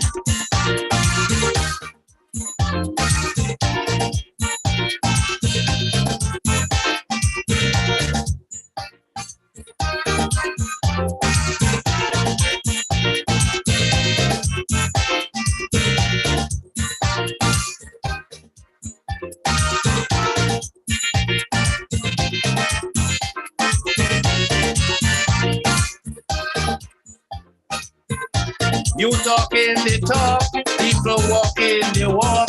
You happy as ever to be a fence watcher. Life's a precious thing for you to be within. Stand up and play your part and play it from your heart. I tell you, stand up for something or you will die for nothing. Get up, my friend, your life soon will end. I tell you, stand up for something or you will die for nothing. So your grandchildren too would be proud of you. I tell you, stand up for something or you will die for nothing. Stand up, stand up for something or you will die for nothing.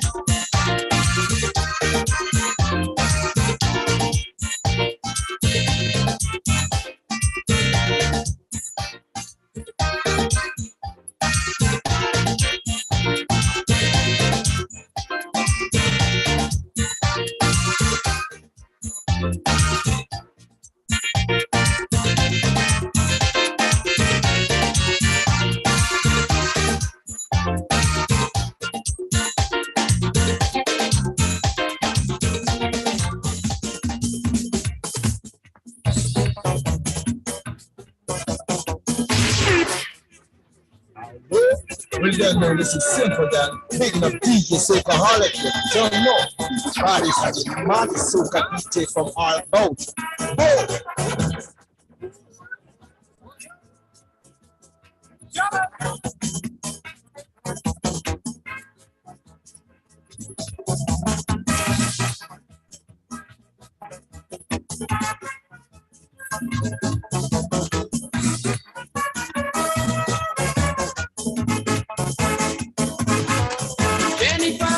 Spent 15 years in Washington. Last day she came to jam for the carnival. Who sent she? I don't know, but she very lucky to bounce up along with man like me. She says so nice, everything alright. Believe me, I feel it fine. I want to wine. I say, honey, you better listen to me. Once you hook him up the place, you're in the right place. When the DJ play guitar and free, she raise her hand and she tell me, Becky, no place sweeter than home. I say she got crazy when they bring in fine talking. No place sweeter than home. Just give me permission, I want me permission, because no place sweeter than home. I study and I'm watching, girl, you never know what they're thinking. No place sweeter than home. But she whining home, leave me alone, my only home.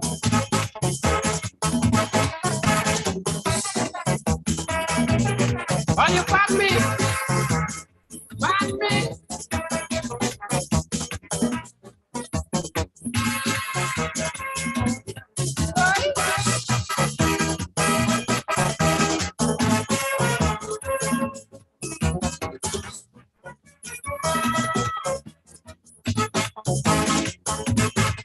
Inspector, what people make me wet me pants back on a lonely land. Why I had to dance? Then I went to cruise on the rum runner. I went for dinner at the Nutmeg restaurant at bar. I said to you, I think, just take it easy. When you jump up in Queen's Park, you want to come back. Jenny and the Esplanade, the job industry real hard. Check me out on the road show, we drink the curry puzzle. When the DJ play on my squeezy, she rests right leg on me, singing no place sweeter than home. They mix it up with Skylar. She bend down low and she tap and she say no place sweeter than home. They bring it bubble and no place sweeter than home. Say you can't them watch it, you'll never know what it's doing. No place sweeter than home. But she shouted home in a sexy tone, my only home.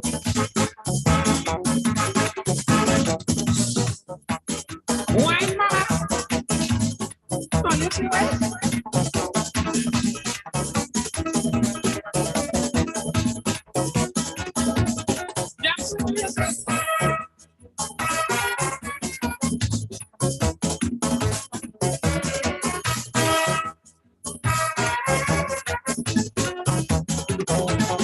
Happy day.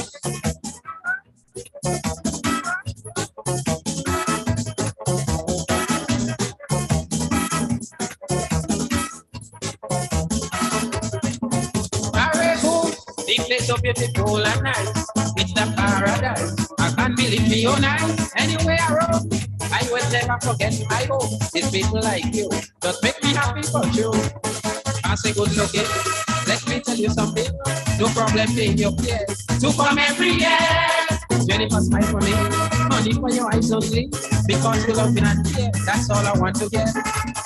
When the DJ play the romantic king, Cloud had you screaming and jumping, singing, no place without that home. Music life and promising, taking jobs and super caring. No place without that home. Just give me a job, more Santia also. Whoa, whoa, no place without that home. Randy and them watching, girl, you never know what they think. No place without that home.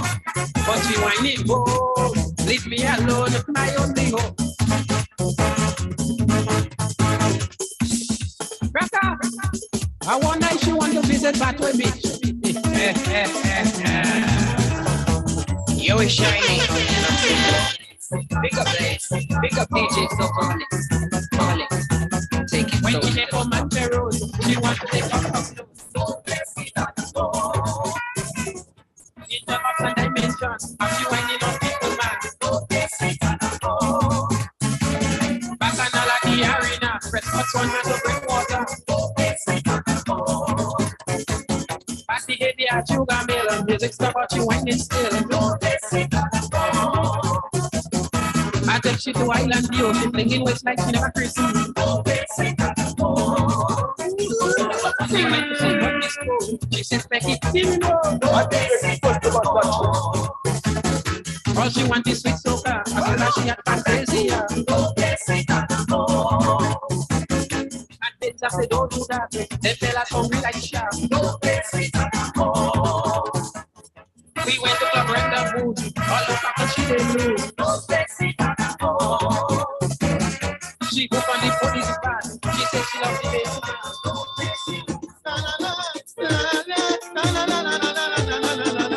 Oh, woman, she got in blame. People piling up she name. They say the man turn and move. It's like to see that he move. They run in the mouth and she. They say how she hand dirty. Look at how she have the man. They come to the conclusion. She well holy. With two candles and a cross. She well holy. And a fanta wing kaiba. She well holy. In the food she put her yeah. She well holy. And very underwear. But it's the dimple and she cheat. And it's best between she teeth. But that's good the man and he. Where she hold him all. What is the way she looking? Yo, it's Shiny, and I'm simply saying, big up DJ Sophonics. Take it so. The blackness of she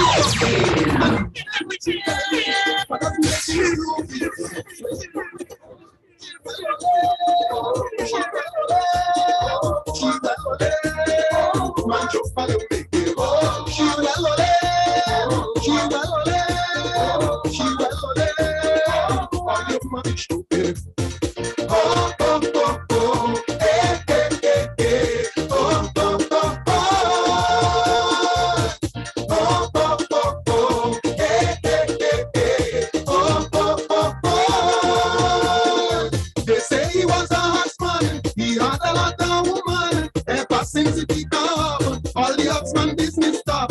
Now what does it go like mud? Always stick up in she scratch. Anywhere she go eat there. So naturally people say she well holy. She go by a Baptist man, she well holy. And is he who tie him down, she well holy. They see when she sweat the rice, she well holy.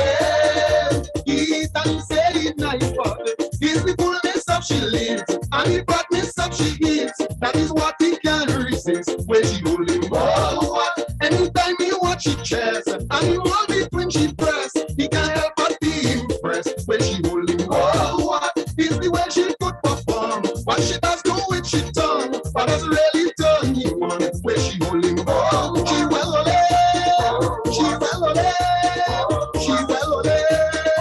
Man choke all you make it go, she well ole. She well ole, she well ole.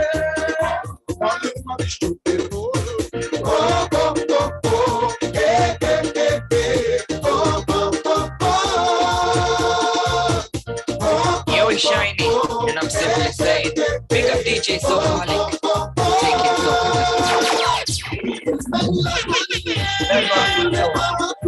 They say anything she wants. She definitely nice stand. All them men who are his friends. Now he's turning back on them. So people saying they know the reason why he changed. So she well holy. She wash, she dress in a sink. She well holy. And give him the water to drink. She well holy. She go by she old granny. She well holy. And makes us stay home and see people. It's the size of she behind. And the way how she could whine. What doesn't make him lose his mind? Where she holding all what is the beauty of she face. And the talent in she wears. If I need cannot replace. Where she holding all what. So don't care what people say. The bag of sugar down there. Making him can go no way. Where she holding all what. She well ole. She well ole. She well ole.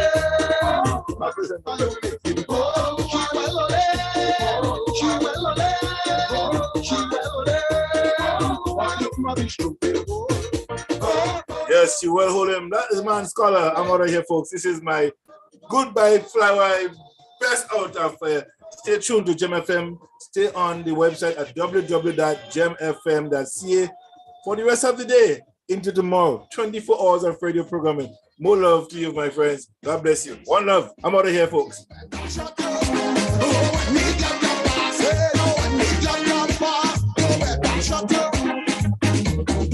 They say nowadays in carnival every other song.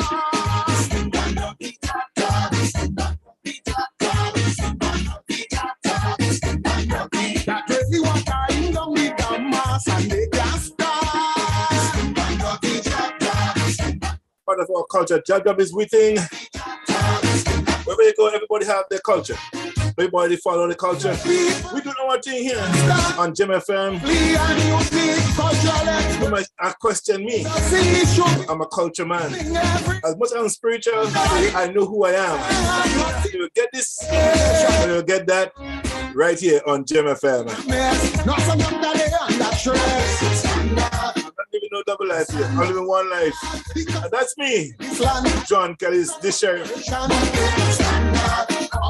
Culture man. If the people that we vote for put up there, if they making promise and break them every day, if they come talking all the top walk away, they have nothing to say, they're looking away like everything is okay. Look away, look away, look away when the job pass, like you do with politicians. Look away as you apostle. Look away, look away, look away when the job pass, when they lie you don't give a damn. Look away as you apostle and Mr. Take job in you, take job in you. Stop complaining, stay there and take job in you, take job in you, take job in you. Stop complaining, stay there and take job in you. Oh, when the job pass, oh, when the job pass, you better shut up, you better shut up. Oh, when the job pass, oh, when the job pass, you better shut up. They say every single radio station that you touch.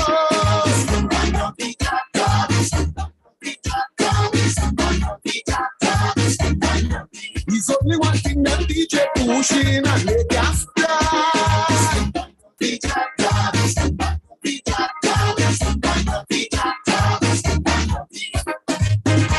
But the way these people will say this, let us stand when we lead us to stupidness. You name the stadium and the hero and if they say no, but I see we not race, they go sing for soul. When they go from the radio station, they are projecting granite and what they could stand up. All of them could stand up. People say they want to know more, they say they never said nothing so bad, they could stand up. All of them could stand up. They don't mind. If we lead us behaving like they got met here. They don't mind. If they sell out come on back as it is there. They don't mind. Every Gary spirit must be bathing in tears. Just to see how they come, they defend the dumb. But jab they are strength on. Look away, look away, look away when they jab pass. Like you do with politicians. Look away as you apostle. Look away, look away, look away when they jab pass. You don't care when they doing wrong. Look away as you apostle. I tell you, take job in you, take job in jobbing, now you stop complaining. Stay there and take jobbing, you. Take jobbing, you. Take jobbing, now you stop complaining. Stay there and take jobbing, you. Oh, when the job pass, oh, when the job pass, you better shut up. You better shut up. Oh, when the job pass, oh, when the job pass, you better shut up. They say nowadays in carnival every other song.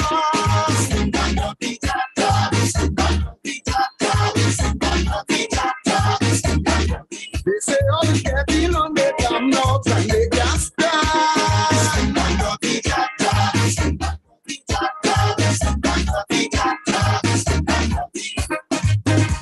But where is the people who criticize big man does smallest children in front of their eyes, and they don't seem to care, they would not speak out. But now watch a job, they running them up.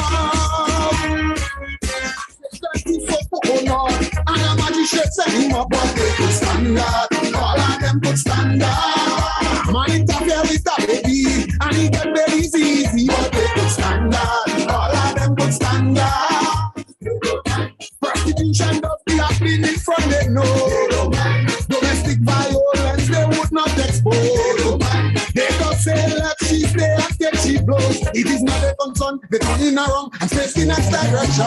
Look away, look away, look away when the job pass. Like you do it, tell them, hey man, look away as you post down. Look away, look away, look away when the job pass. When they rape you, don't give a damn. Look away as you post down. I tell you, take job in you, take job in you. Stop complaining, stay there and take job in you, take job in you, take job in you. Stop complaining, stay there and take job in you, take job in you, take job in you. Stop complaining, stay there and take job in you, take job in you, take job in you. Stop complaining. Say nonsense, your man, your smile, lad. You have fun and to dance. You got last style and he said, shove down inside your pants, your intention play. Somebody getting job again. Your girlfriend cute and she nice, skin deep color spice. Instead of bringing she here to dancing night away, you looking for fight. To hell with your woman tonight. But if it's stupid you're playing while you're backside in prison, some man ending up with your girl. Because of your stupidity, she ended up to be lonely. Some man ending up with your girl. My man gone and man dead. Yeah, some man ending up with your girl. And while you're backside in jail, they may see no bail. Some man ending up with your girl. And when a jail board or two start making sweet eye for you, some man ending up with your girl. Remember, some man ending up, some man ending up, some man ending up with your girl. Remind you, some man ending up, some man ending up, some man ending up with your girl. This country is the own, man should go anywhere. But based on where you're from, there's places you do not dare to go at all. Otherwise, is your funeral. So imagine a man devoted to his gang, leave a woman behind with one thing on his mind. Any man trespass, the cemetery taking me right. But if it's not issue playing while you're telling the prison, some man ending up with your girl. While you're there meditating, where you getting Vaseline, some man ending up with your girl. DJ Sotari, he's a next man then. Come again, some man ending up with your girl. You going in as a he, you coming out as a she. Some man ending up with your girl. What you should be out giving, you there inside getting. Some man ending up with your girl. Tell you, some man ending up, some man ending up, some man ending up with your girl. Me want you some man ending up, some man ending up, some man ending up with your girl. Oh na na. Me want you. Oh na na.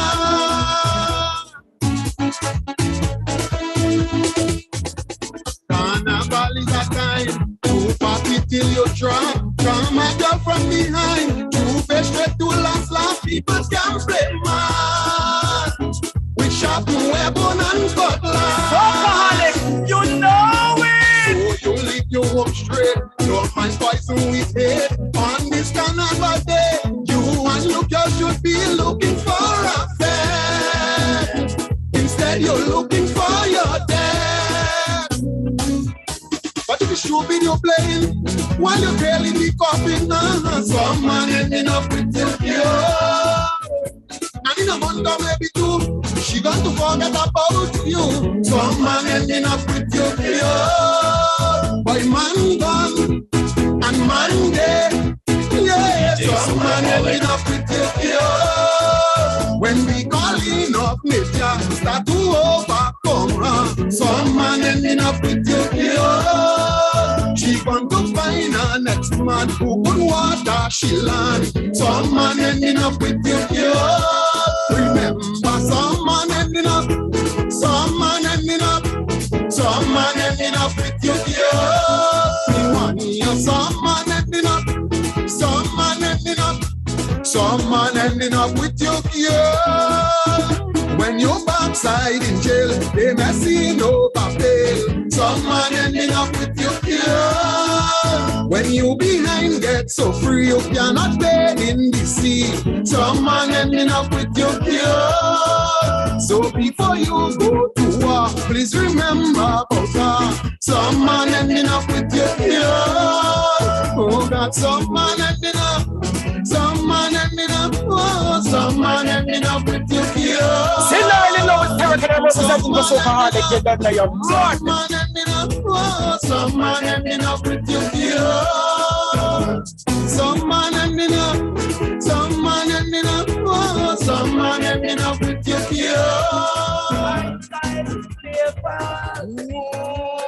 Grenada Ileja, Sassan Susi. Grenada Ileja, Sassan Susi. Mami oh mama, Faisal flavor from the canna. Mami oh mama, flavor the Grenada in wonder. Faisal flavor. Best I say, the best I say, the best I say. Island taste and spicy. Best I say, the best I say, the best I say.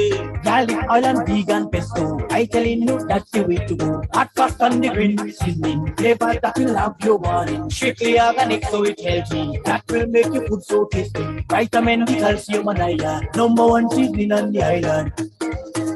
Faisal Flavors. Please contact us at 3